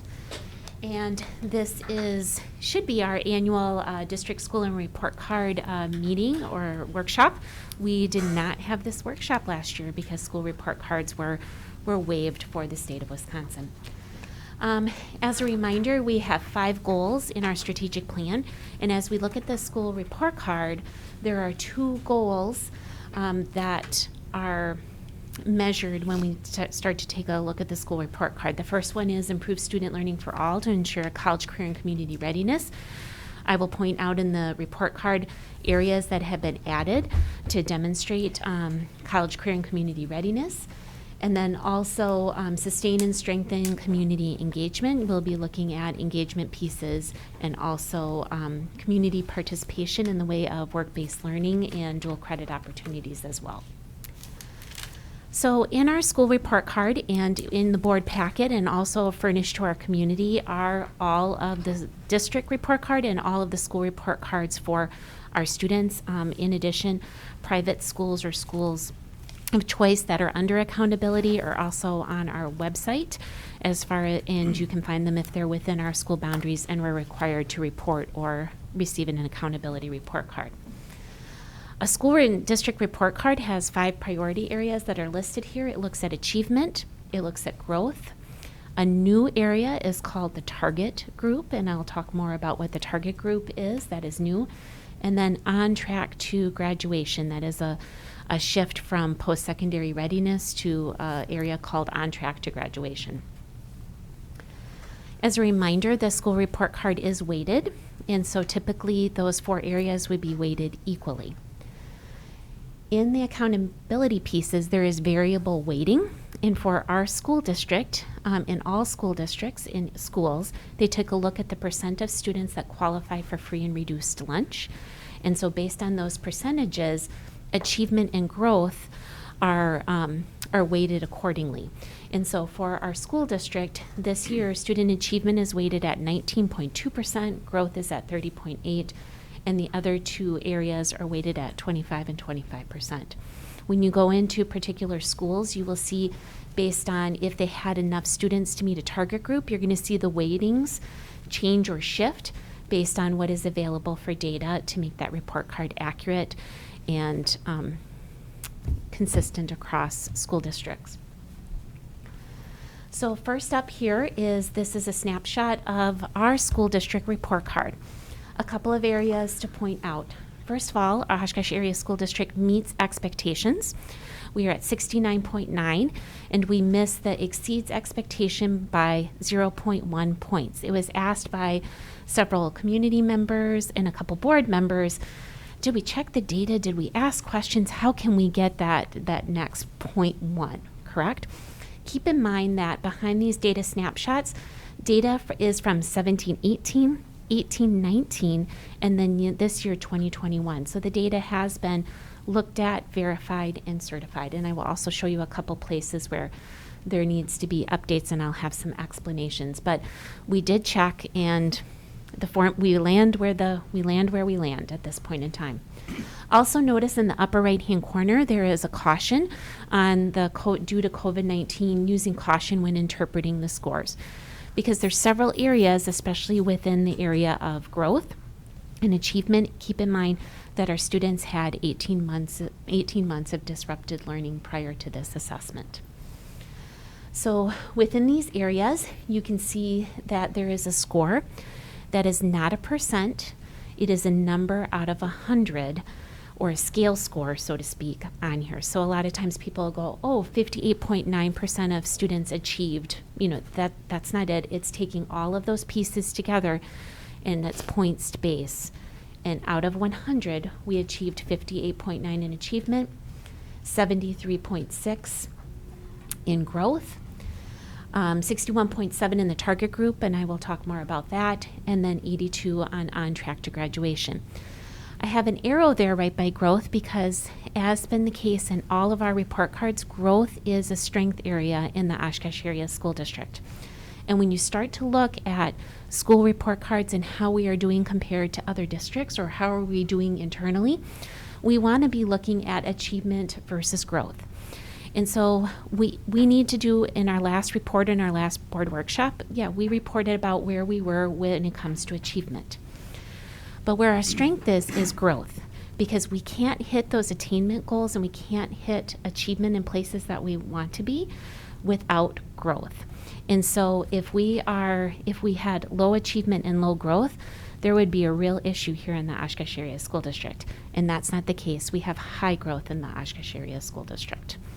And so that is a piece. Also, we would be needing to look at our practices if we had high achievement and low growth, right? Because every student deserves to move, right? Every student deserves to grow. And when we say all means all, that means students in all ability ranges.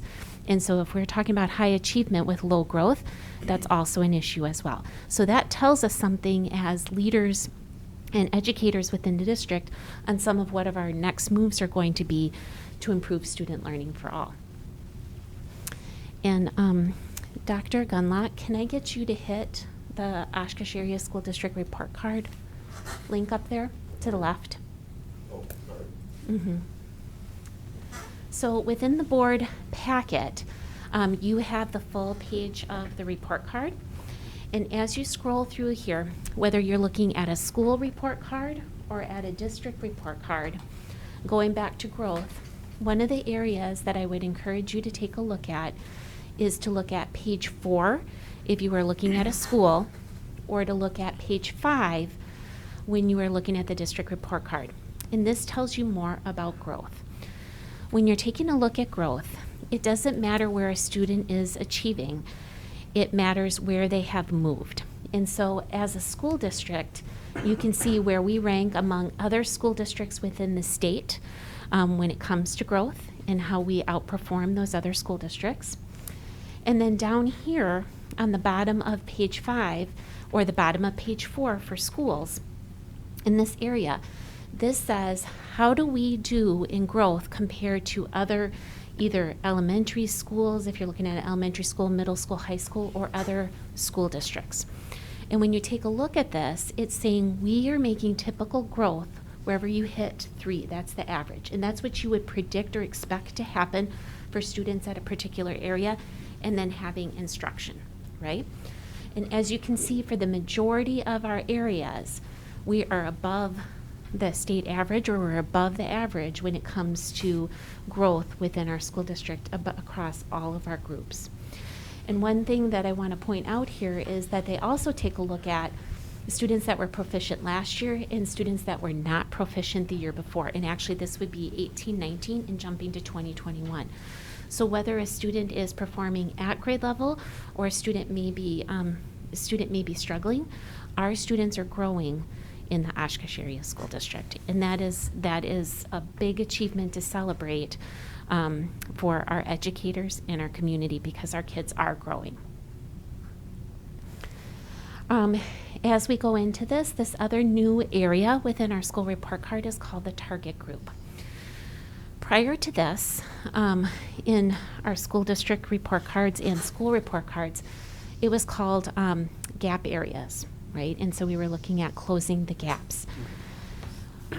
What the new accountability system looks at is it doesn't matter what subgroup a student may fall into, it takes the lowest performing 25% of a district or of a school and says, how are you moving that group of students? And so this page actually becomes a mini report card for that 25%. And it compares saying, how is this group moving compared to the rest of the district, right? That's not in this target group. And once again, I want to show you within growth, and specifically in English language arts, our target group is actually growing a little bit faster than our non-target group when it comes to that. So that's another piece to take a look at. We would expect in a target group for the achievement level to be lower than the other 75% of the school district. So another piece Excuse me, too. just Go ahead. A clarification. If Yep. my fellow board members are trying to find this, if you go to the end of Ms. Conrad's report, you'll find these pages that she's referring to. Correct. This is After within the there. question section, right? Yes. Thank you. Mhm. Correct. Thank you, I just found that. I was scrolling. Yep, so there you go. My apologies for that if Nope, no we were worries. We wanna going through see there. if there's any questions. Yep, I can totally, yep, go ahead. Go ahead. Growth is awesome. Do we expect, I'm assuming so, growth is something we always want to see. Absolutely. But I imagine that as we grow, the achievement is going to come up with it, right? Correct. And that's what we Mhm. expect to see as we keep going, right? Right, because you can't get achievement without growth, especially with where, when you start to take a look at where our students are now and with our scores, there is no way that we are going to get achievement or hit attainment goals without growth. And so the focusing on growth brings the other along. I think that's what, a couple meetings ago, and we talked with this education committee about the growth that we see, right? Correct. And to see that, I think that is consistent over a lot of what we're looking at, and I think that's good to see. Correct. Is there a number of an expectation that we would like the achievement score to be at in the future? In the future? So what I would like to see in the future is that we increase the percent of students that are performing proficient or advanced. Right now, when we start to look at district-wide SLOs, I'd like to get that above 50% to get start, and I think that's realistic. And can you just give some context of where we're at? Currently, right now, if we remember back from the board workshop, we're anywhere from like 35%, 38%. 34 to 36. Yes. I think. So if you were to get that above 50%, what does that do to the overall achievement score? Great question. Achievement score here in the priority area. Yes. That would go up, which would absolutely push us over into the exceeds expectation category or significantly exceeds expectations category. I'm still going at you. Is there a That's fine. specific number that we feel is where we should be in the next year? What is the number that everything else has to move so we achieve 70%? I mean, I don't know what that number is, but it seems like we need to have a number as a goal to hit so everything else falls into place. So Dr. Brown and I are under district-wide like we have district-wide SLOs, or we have student learning or school learning objectives, district learning objectives that we want to do. So currently within there, that is what that is one of our targets within the next 3 years. Saying that we're going to hit that in 1 year is not realistic with growth. So with that, I mean, I would hope in the next 3 years we would be at a 50% mark. I think that's important to have that as a goal that we can tell the community. Mm-hmm. Because this every year, people look at 58 and they say, oh my gosh, we are failing, Mm-hmm. we are failing. So I think along with explaining it more, knowing that there is a goal that we are trying to achieve would be very important. Correct. Increasing the percent of students that are performing at proficient and advanced is absolutely one of our goals. But I can tell you one of the strategies to get there has to be growth. And if we are not focused on growth for all students, no matter where they're currently at, we're never going to hit an attainment goal. And so we have to focus on growth. The other thing to remember is we had talked about this in education committee, is that especially with our youngest learners, remember that all of our PALS data, et cetera, is indicating, especially in English language arts, that our students are coming in at a different point than they were several years ago. In other words, like for letter identification, students are coming in knowing less letters in kindergarten than they had previous to that. So with that, growth, once again, has to be the key behind this, because we have a finish line, or we have a benchmark or a target to hit. It depends on where we're starting, and if we're focused on growth, we are going to get there.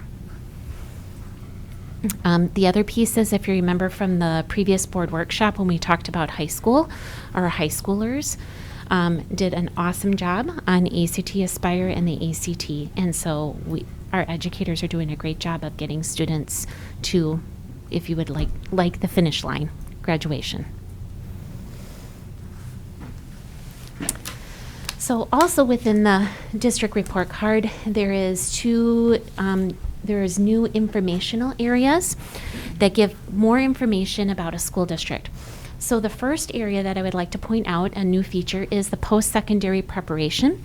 And so this also gives a picture of how we are preparing and looking, helping students be college, career, and community ready. So the first area under post-secondary preparation is how many students are taking advanced courses as the district compared to the state. And it shows you how many students successfully completed an advanced placement. We don't have IB courses or International Baccalaureate. We do have AP, and that's at 15.3%. So first off, there's been a couple questions about this. So number one, we've gotten questions about why are we not ranked higher on the U.S. News and World Report when it comes to the top high schools within the state? The number one key indicator in that U.S. News and World Report ranking is how many students take and pass advanced placement tests. In our school district, we have chosen to dual credit can be earned two ways. It can be earned either through transcripted or partnerships with post-secondary institutions like Fox Valley Technical College or UWO, or it can be earned through advanced placement test. Our school district, in our social studies area and a few in our math courses and science courses, we have AP or advanced placement courses. The rest of our dual credit courses that we offer are through CAP and Fox Valley Technical College. So when you come over to dual enrollment, you can see the difference between the district and the state when it comes to students that are enrolled in dual enrollment opportunities, because as a school district, we have chosen to partner with Fox Valley Tech in UWO. So U.S. News and World Report, we're ranked lower because we're not offering as many AP courses. I would argue having a transcript from a UW system school or Fox Valley Technical College is pretty valuable. And that's shown here within our dual enrollment. Questions? Can I ask a question? Okay. Mm-hmm. Regarding the AP tests. Yep. There's obviously a fee to take the test. Mm-hmm. There is support in place for people with qualify for free and reduced lunches. Absolutely. Mm-hmm. Are there a number of students that don't take the tests that don't qualify because they don't get it paid? Are we having any kids fall through the cracks that aren't able to take the test but take the course? So we have students that take the course, and most of the students that take an AP course do take the test. I mean, why would you go through all of that preparation and not take the test? And the test is paid for if a student qualifies for free and reduced lunch. So we do make that clear, but we do have some students that choose not to take the AP test, but the majority do. And then for dual enrollment, we also have some students that choose to take the course and then may choose not to take it for for transcripted credit, but they may choose to do that as well. So it's the student's choice, but there is help and there is offset pieces for students that are on free and reduced lunch. I wonder, because I have a personal experience with this. Okay. With the AP test, so I just wondered, is there a gap where parents don't know the importance of paying for that $96 to take the test, and they don't qualify, and they don't get the money to pay, and they don't jump in on that? I just didn't know. If we're not seeing a gap in that, then I think that's fantastic. I don't feel like we're seeing a gap in that. And we can ask our student representatives. But if you're in an AP course, you know what you're asking for, and you know what you're getting to as you're going into that, and you're putting in a whole lot of work. I would take the test to find out where you got with that. I just want to go back to one piece for, not that I'm not really into this piece of the proposal as well, because I am, but so just a thought crossed my mind. So our growth scores are really good. We're at roughly 34% of kids being proficient or exceeding expectations in literacy. So, but kids are coming in generally at a lower level than in the past. So does our growth score, does our growth help that percentage increase? Are there more students that are less, or at the younger ages are more students not proficient or advanced in literacy, and then when they get to older ages, do we have more students that are proficient and advanced in literacy? Correct. Is that the trend? That is the trend. If you recall from the board workshop that we had last month, and you could see the percent of students that are scoring at proficient and advanced in English language arts in high school, we are at a much higher level. Okay, so really the score where we want to get to with 50% is most, the hardest part is at the lower level, right? For the overall number, for 50% of the kids in our district being proficient or advanced? In some areas, if we're going to generalize, I would say 3rd, 4th, 5th grade, that is an area that we need to improve in, yes. Okay, all right, I'm just Go ahead. configuring it all in my mind. Yeah, no, but I think it does, I'm not sure if this is what you're getting at, but from my perspective, it does emphasize the importance of our PK program. Correct. Kindergarten, 1st and 2nd grade, like those foundational areas are critical for us to do everything that we can do to make sure that kids have those prerequisite skills. We're seeing kids coming in with just larger deficiencies of those skills.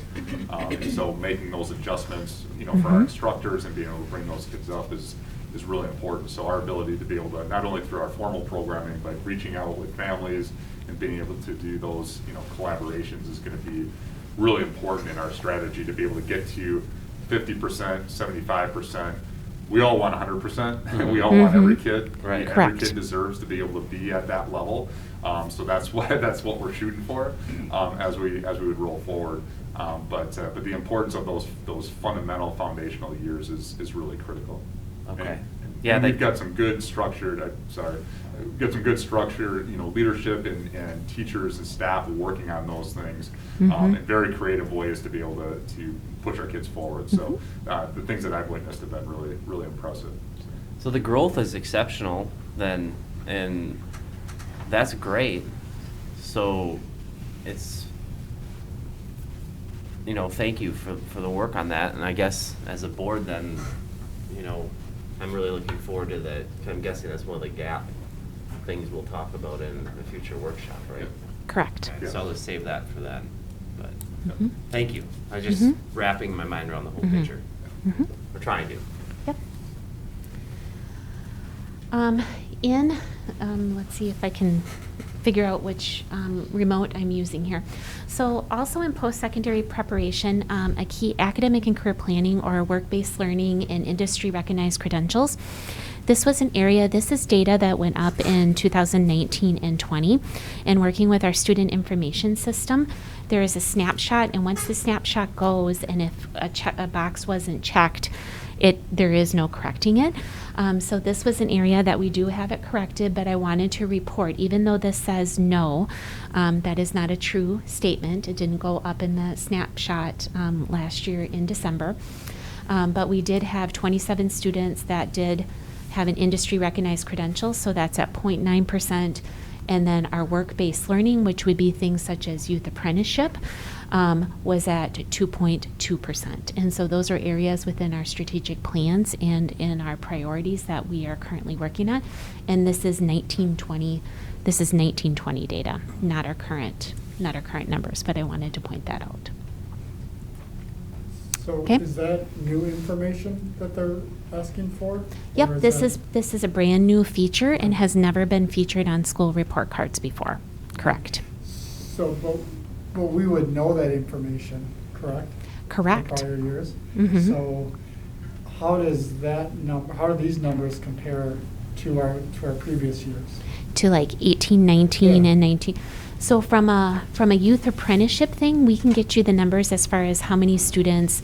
This is up from 17, 18, and 18, 19, because like the first year that we really pushed youth apprenticeships, we were like in the 30s as far as students go. So that's been increasing and has been part of our strategic plan. Industry recognized credentials weren't necessarily tracked before that. Industry recognized credentials are things like certified nursing assistant, Microsoft Office specialist, other types of, you name what those like pieces are, and weren't necessarily tracked prior to this. Okay. Okay. All right, another new feature is arts course information, because besides dual credit enrollments, we want to know, what other things are students participating in to enrich their life, and we know that the arts absolutely do that. And so within here, you can see where our participation rate is in art and design district compared to the state. In dance, I don't think we've ever offered dance. Music, you can see where we are within the district compared to the state, and then also theater. I know that the Oshkosh Area School District has a long legacy of supporting the arts and having outstanding art and music programs as well as theater, and we continue that legacy and tradition.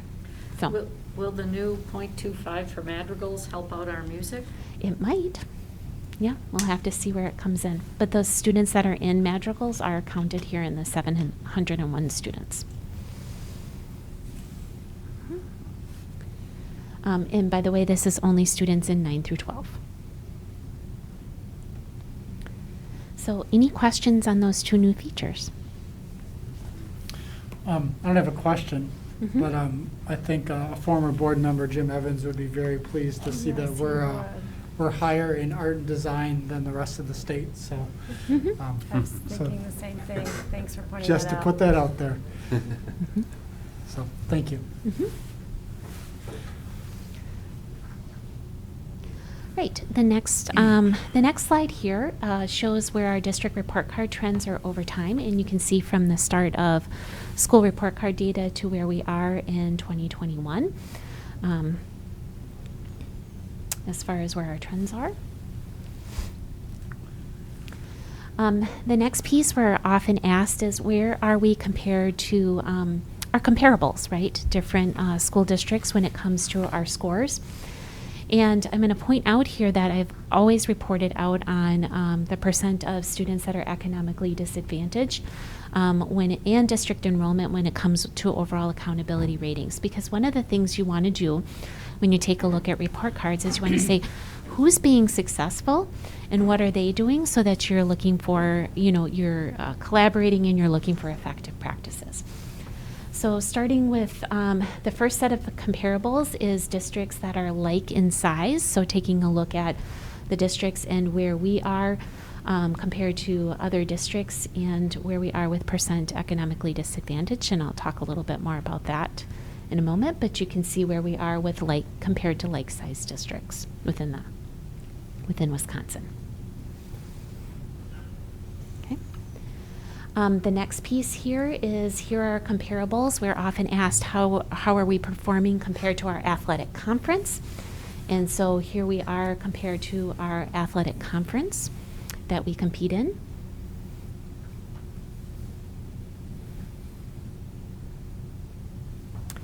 And then the last comparable piece is this is our region. So in other words, school districts that touch our boundaries or we're often mentioned or compared to.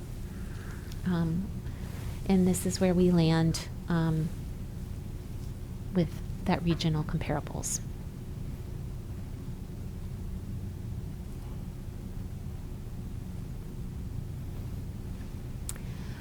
Another area that we're asked to be compared to is these are all of the districts within the CESA 6 piece. We often are collaborating with our school districts within here, so whether it's the area of assessment and instruction, special education, you name it, we are networking with our CESA 6 colleagues, and this is where we are at compared to the rest of CESA 6. Yes, go ahead. So we kind of talked about this a little bit before, Mhm. Ryan and Mr. Wright and myself, talking about kind of what we're looking at. Yep. It seems like a comparable for us, Appleton seems to be a pretty good comparable, right? Yep. Similar Mhm. percentages of Yep. economically disadvantaged. Yes. With the growth that we're seeing on those Mhm. numbers, I would hope that like a goal would be, because I mean, I can be pretty competitive and Mhm. I want to be better than Appleton. You know, Okay. we're not far away from that number. Mhm. You know, so like looking for goals and looking for where we want to be, I think that's, you know, that's something that seems pretty reasonable or seems, you know, possible to Yep, get there. absolutely. And that makes it, we want to be a destination, right? And so Mhm. we can say, you know, because I mean, Winneconne, Kimberly, Hortonville, they're not really a good comparable in that Mhm. regard, that we can say, look at what we're doing and stuff. So I hope that that's something that we can achieve. Yep.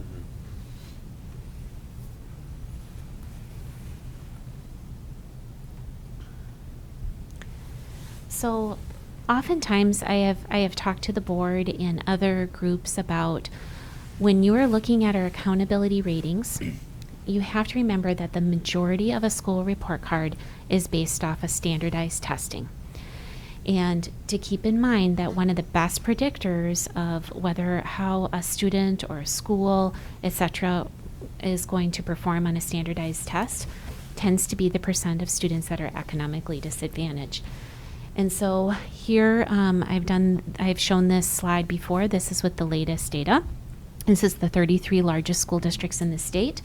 The line that represents the trend line between overall accountability score versus the percent economically disadvantaged, and you can see the relationship within this. And so where you want to be when you start to take a look at this line is you want to be to the right of that line, and that means that you're outperforming your demographics, so to speak, or what your demographics would predict when it comes to your score. And this is where Oshkosh currently is compared to the 33 largest districts.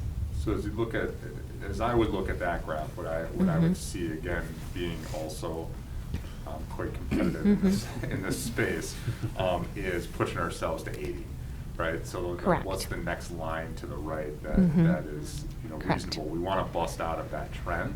Yep. We know that we can create conditions in our communities and our relationships with our families to get beyond what their local conditions are. Correct. And so that would be when we're talking about numerical aspirations as we're moving through growth. Mhm. That seems to be a place that we can get to, and that I would point out that would be a aspirational goal for us. Yep, the further to the right we can be, the better. Correct. So can you go back? Mhm. I think we ask you this every year, just to Mhm. test you. Yep. So who's this district all the way on the bottom in between 80 and 90? Of course you would ask me that because I didn't write that one on my, I didn't write that one. I did not write that one on my cheat. I knew you were going to ask me that. In a different graph, I have like which Okay. one that is.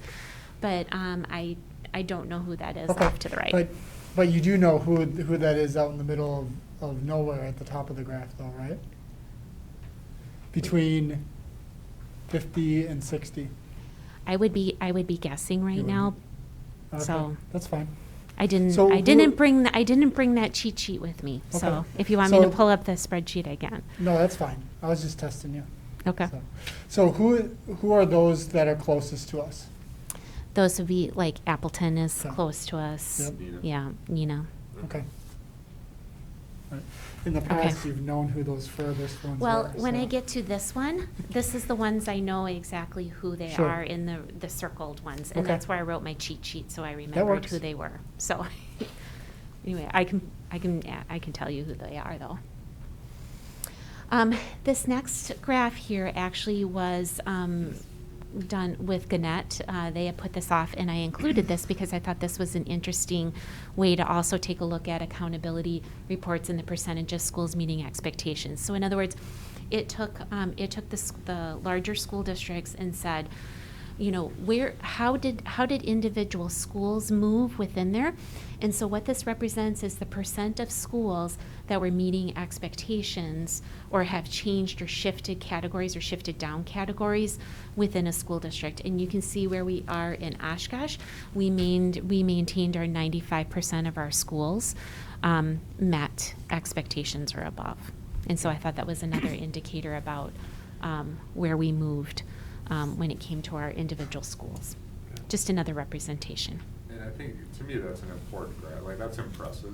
Like, when you look at that list, I mean, I think that's nothing to just necessarily gloss over. That's compared to what, you know, our times have been through, to be able to have our students achieve, you know, and maintain. Yep. Of course, we're always looking to get better, but Mhm. you know, in that environment, you can see that there's a number of districts that are, you know, not going in that same direction. So. We need to market that.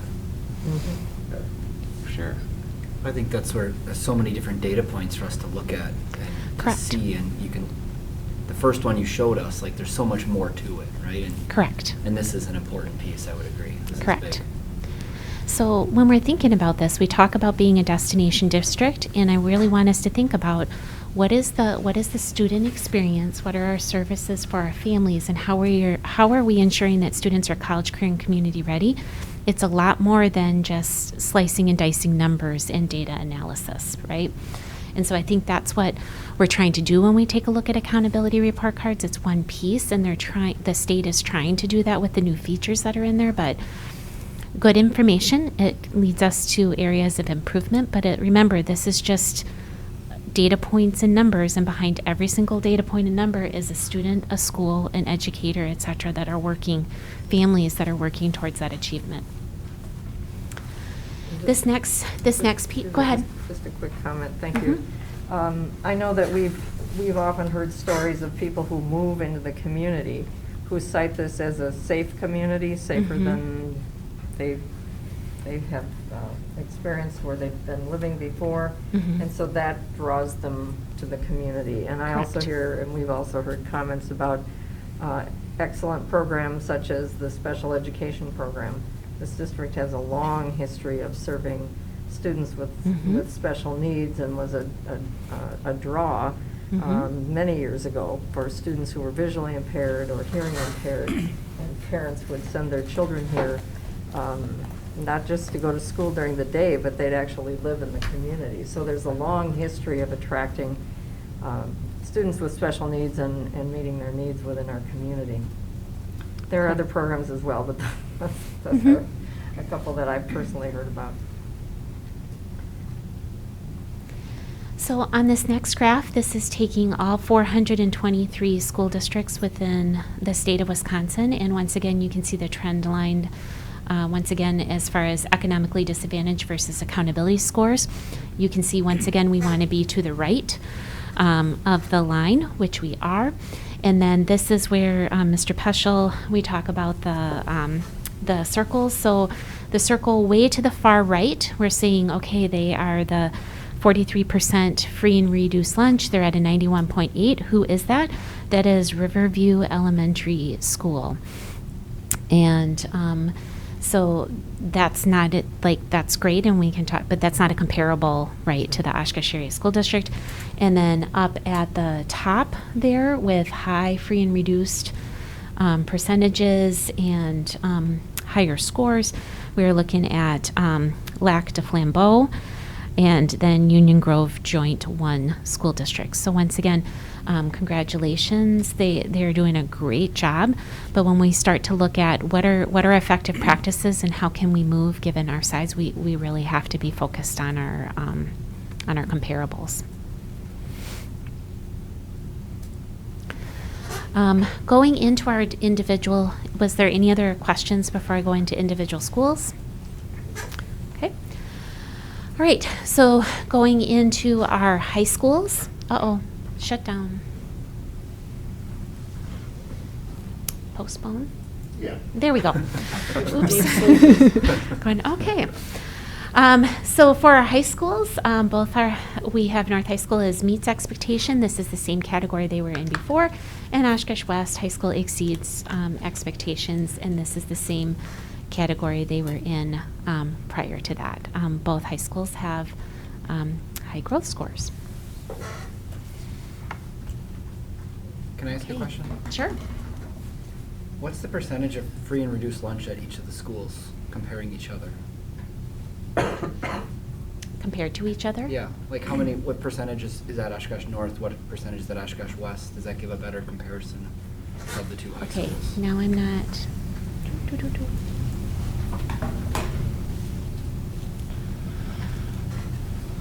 don't know. You're not clicking. It's not. Okay, wait a minute. Let's see if I can get it this way. In your packet is also the, where did I have it here? I'm sorry that I'm flipping through all of these here. I had it. Where did I have it?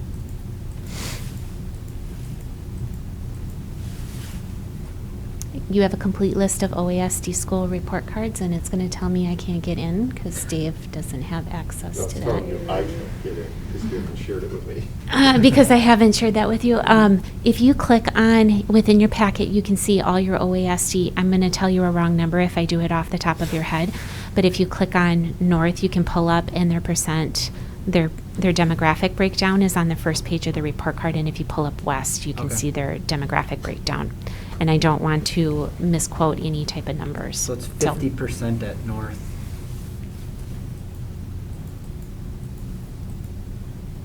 .34% at West. Mm-hmm. What'd you say, 50? 50% at North. So 34% at West. So that gives more context to those numbers, I think, a little bit Correct. to help understand the difference between the two schools. Correct. Okay. Within our middle schools, we have a full range of categories. Webster is down a category. South Park is up a category. South Park was in the meets few expectations the prior year to that. Merrill Middle School meets and is in the same. Traeger exceeds and is down a category. Tipler significantly exceeds and is up a category. And Alps continues to be top ranked and is in the same category as well. I was thinking it'd be 100 for Alps. It's hard to have 100. I suppose. In our elementary schools, all of our elementary schools meet or exceed or significantly exceed expectation. Maryville's the same. Jefferson is down one category. Webster's the same. Oaklawn same. Washington same. Roosevelt is the same and exceeds. Lakeside is down a category. Going into Reed L exceeds at the same. E. Cook is the same. Franklin is up a category and exceeds expectation. Traeger L is the same. Shapiro STEM is the same. And Oakwood Elementary is in the same category at exceeds expectations. And once again, in your packet, you have access to every single one of our report cards. And this was another piece that was interesting. This came from because when all this information comes out, all different news agencies, they're looking at data in different ways. I thought this was an interesting take on this. This is from the Milwaukee Journal-Sentinel, and takes a look at scores since 15-16 and represents, there's a trend line right going through here, showing each of the different schools. I couldn't get West on the same page there, so my apologies for that. For cutting and splicing there, but going through there, you can see the trends through there and how schools have moved over time in their school report cards. I thought that was an interesting view to take a look at. How do we use that data? I mean, like, so right there we can see if a school's improving or not improving. So let's take a look at eCook. Like how do we use that to help us? Yeah, so if we take a look at this, so when we look at data, so our curriculum instruction and assessment department, Dr. Brown and I, with our staff, we take a look at all of the data, and we have this, by the way, these are all lagging indicators. We've known all of this information for a while before it was publicly released. So we take a look at this and we say, where do we have schools that are in need of curriculum implementation focus, and where do we have schools that are in need of growth focus? And so when we take a look at that, then we target specific supports and strategies around schools and where they need to go. eCook is a great example right here of going from 54 to 75. And the key strategies at eCook that have been used have been growth strategies that we've been focusing on. Curriculum implementation has been pretty high at eCook, and it's really about focusing on growth strategies. And you can see right there, this would be an area of those strategies that we are putting into place. That's incredible. Do you know what I'm saying? Make a difference. Yeah, that's incredible. And that's the type of example that we can replicate, right? Correct. More of, and that's how we get to that 80 number. That's Correct. awesome. It's like bumps like that, and being Correct. able to make sure we systematize that process. Right, and so you can see those places. You can also see on here there are schools based on where their achievement already is, like they've maintained. So I mean, like you take a look at ALPS, and there's, you know, how do you move from one to another? And by the way, when they did this, like you're taking a look at ALPS wasn't 99, they rounded up to the nearest whole number, so just it was 98.6. They're So really strict on that rounding business. Oh, they are, aren't they? So anyway, taking a look at this, you can see, so this is just another tool, once again, to take a look at how a school is progressing. So, just one other question. Mhm. So it sounds like you can really hone in with the data to allocate different types of resources to each Mhm. school. So every strategy at each school is different based on where the individual students are at then? Strategies are differentiated by each school based on what they need, based on if it's curriculum implementation that's been identified as an area that they need to work on, or if it's growth that they need to work on. Okay. So we have a menu or a list of strategies or innovative practices that we want to take a look at. And so depending on where the school needs to move, where students need to move, that's where resources and supports are allocated. How quickly can we identify things like that within our system? We're doing that every single summer when we take a look at our information and saying, how do we make that adjustment? Okay, thank you.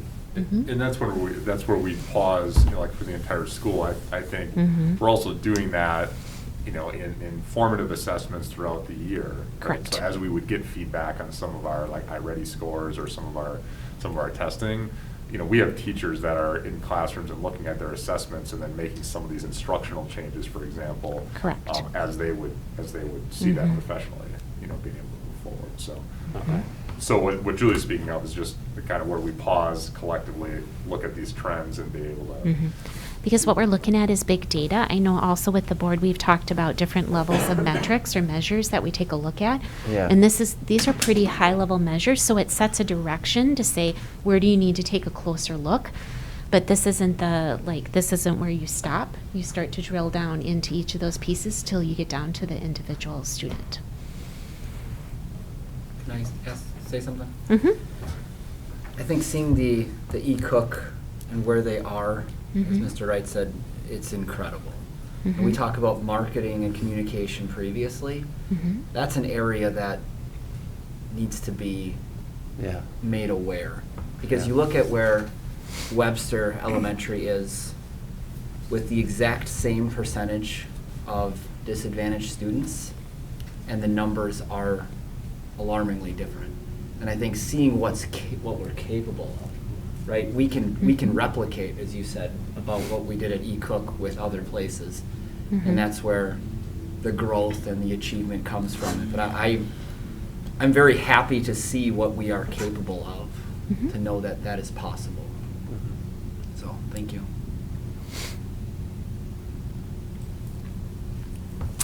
And then here's a quick snapshot of, once again, number of schools that are up, down, and in the different categories within the Oshkosh Area School District. So, as always, I have cautions and conclusions, and this has been on here. So, number one, standardized state testing is lagging indicators. And so Dr. Brown, our staff, educators, we have all already been looking at these numbers for way back when. And really right now, in a way, some of this is old news, because right now we have students that have been in the classroom with us for going on 12 weeks, right? And so there's already been learning, growth, and movement during that time, and that goes back to the formative pieces and knowing where students are at. So, this is great to take a look at it from a systemic lens, but from a student lens, students have already moved from where these numbers indicate. The COVID-19 pandemic, I know we keep talking about it, but it impacted participation rates and it impacted achievement, and especially for our youngest learners. So that's why the caution from the state when it took a look at this. Keep in mind, if you remember back from the November board workshop, we were at a 95% participation rate when it came to the numbers, right? Where the rest of the state was at 88%. And so when we take a look at this and we start talking about what's our target numbers or where do we want to be, some of that's going to be a moving target, and some of those cut scores are going to change because of participation rate and the formulas and the numbers and such underneath it. So just, I want us to keep that in mind. The other thing is that each student at grade level and a minimum of 1 year's growth is at a very minimum of where we want to be. We need to be concentrating on growth and moving students more than 1 year, and that's where we start. If we all means all, then we start in students first. We start with each student and moving each student. And then, once again, I always say this is more than just a number of scores, so keep in mind, what is the experience our students are having each day at school, and are they getting the things that they need? And then, once again, these are all starting points for further examinations, and you look at data and you end up asking more questions, right? So this is our starting point to continue to focus on growth and to continue work on closing gaps with a focus on equity, right? How can we make sure that all students have access and that we are narrowing the opportunity gaps for students? All means all, no matter where they are. And so focus on the individual student to move the whole. And I believe, and then I say this as all that we know, and our high school students prove this, that the longer students are with us, they are performing when it comes to that. And our staff really need to be commended on the movement that they've had with students. That concludes my presentation. Thanks. That's good. Go ahead. Thank you for that. I think for myself, I just want to throw a shout out to Dr. Poquette and her team at Perry Tippler for significantly exceeding expectations. I think that's important to just recognize that that's the goal, and that's incredible for them to move up a level and get there. And hopefully we can have more schools reach that point, but I think that's important to recognize, and that's absolutely a communication and a marketing piece, right, of what we are capable of. And I'm very happy seeing that, what I talked about before with the growth at eCook and that difference with North Side, West Side, and what we are capable of in this community, because we are all in this together, that we can grow and we can learn and achieve. And so, absolutely. Thank you for your presentation.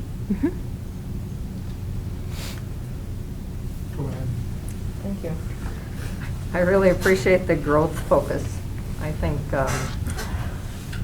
sometimes it's easy to focus on that one achievement score, but not recognize where students started and where they are. And when we all reflect on what was going on in mid-March of 2020 and the changes that have permeated not only our schools and our classrooms, but the impact on students pre-K-12, and then to be able to show that kind of growth in the 2021 school year, I think is truly exceptional and really a tribute to the outstanding staff we have and the cooperation we have with our families. I just wanted to add just a couple of quick thoughts. We have collaborated in the past, and maybe we still are, with the Oshkosh Area United Way, which has promoted the Dolly Parton Imagination Library.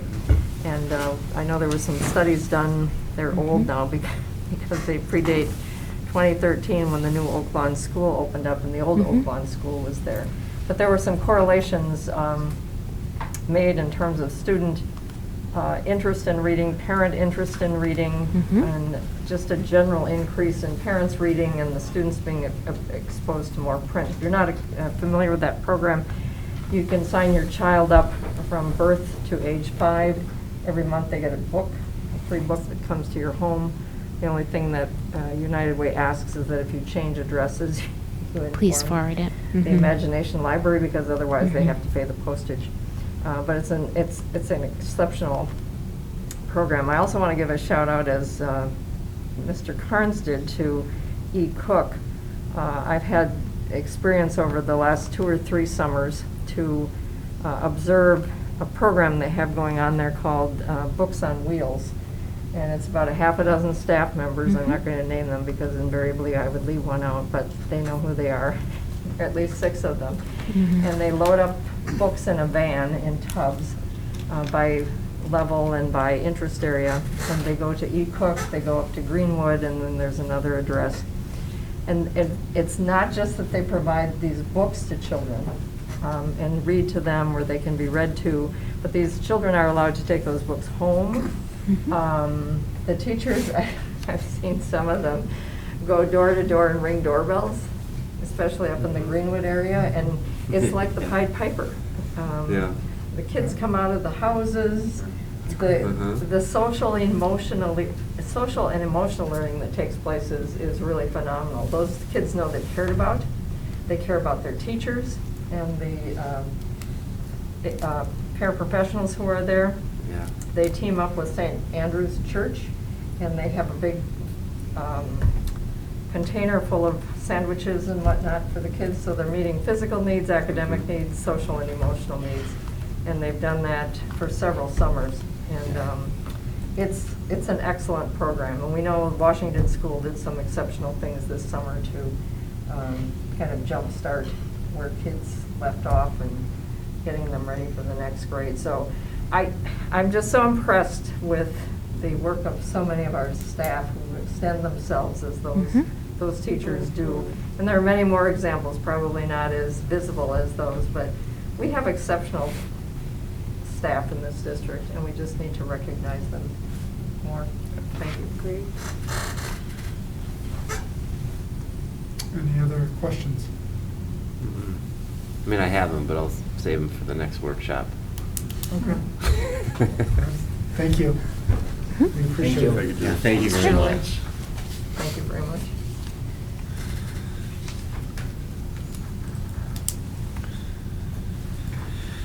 All right, next on the agenda is requests for future agenda items.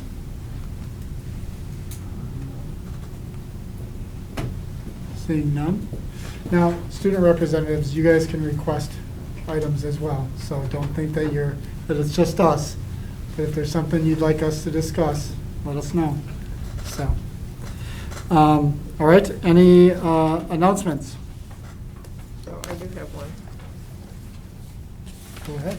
Just a quick reminder, if you're planning to attend the joint convention of the Wisconsin Association of School Boards, the school board officials, school business officials, and the state superintendents, Sherry needs your information by next week, Wednesday at the latest, so that we can get in on the early bird registration. So if you haven't signed up, please think about it. Thanks. I have one announcement. North plays West and basketball at West on Friday night. And I think there'll be a lot of people from the community getting together for that game. So I'm going to try to make the boys game, but that's my announcement. Yep. Sure. Girls play at 6 o'clock and the boys are at 7:30 at West Friday night. Great, thank you. And we're all winners, no matter what happens. No, we aren't. We're all winners. No. Smack Beth, down. come on. No, We're happy to be together. What I was gonna state in my president's report was that this is kind of the season of music programs and sporting events and such like that. And so I looked at some of your notes, Dr. Herzog, and I think you may have made did you make any announcements about any of the music programs? No, but our students You probably guys can did? do a better Okay. job than I. Then it was covered. I don't need to go over it, so. Madrigals, Bandorama. They covered it. Madrigals is out in the Yep. community on both sides of town, and Yep. so. This isn't really an announcement, but regarding Bandorama, you get 2 tickets per kid. My daughter really wanted to get her grandparent to go. So she said, since you're a school board member and you're invited already, does that mean we get an extra ticket? And I said, no, we just have 2 tickets. But you can sure ask for extra tickets, because Alright.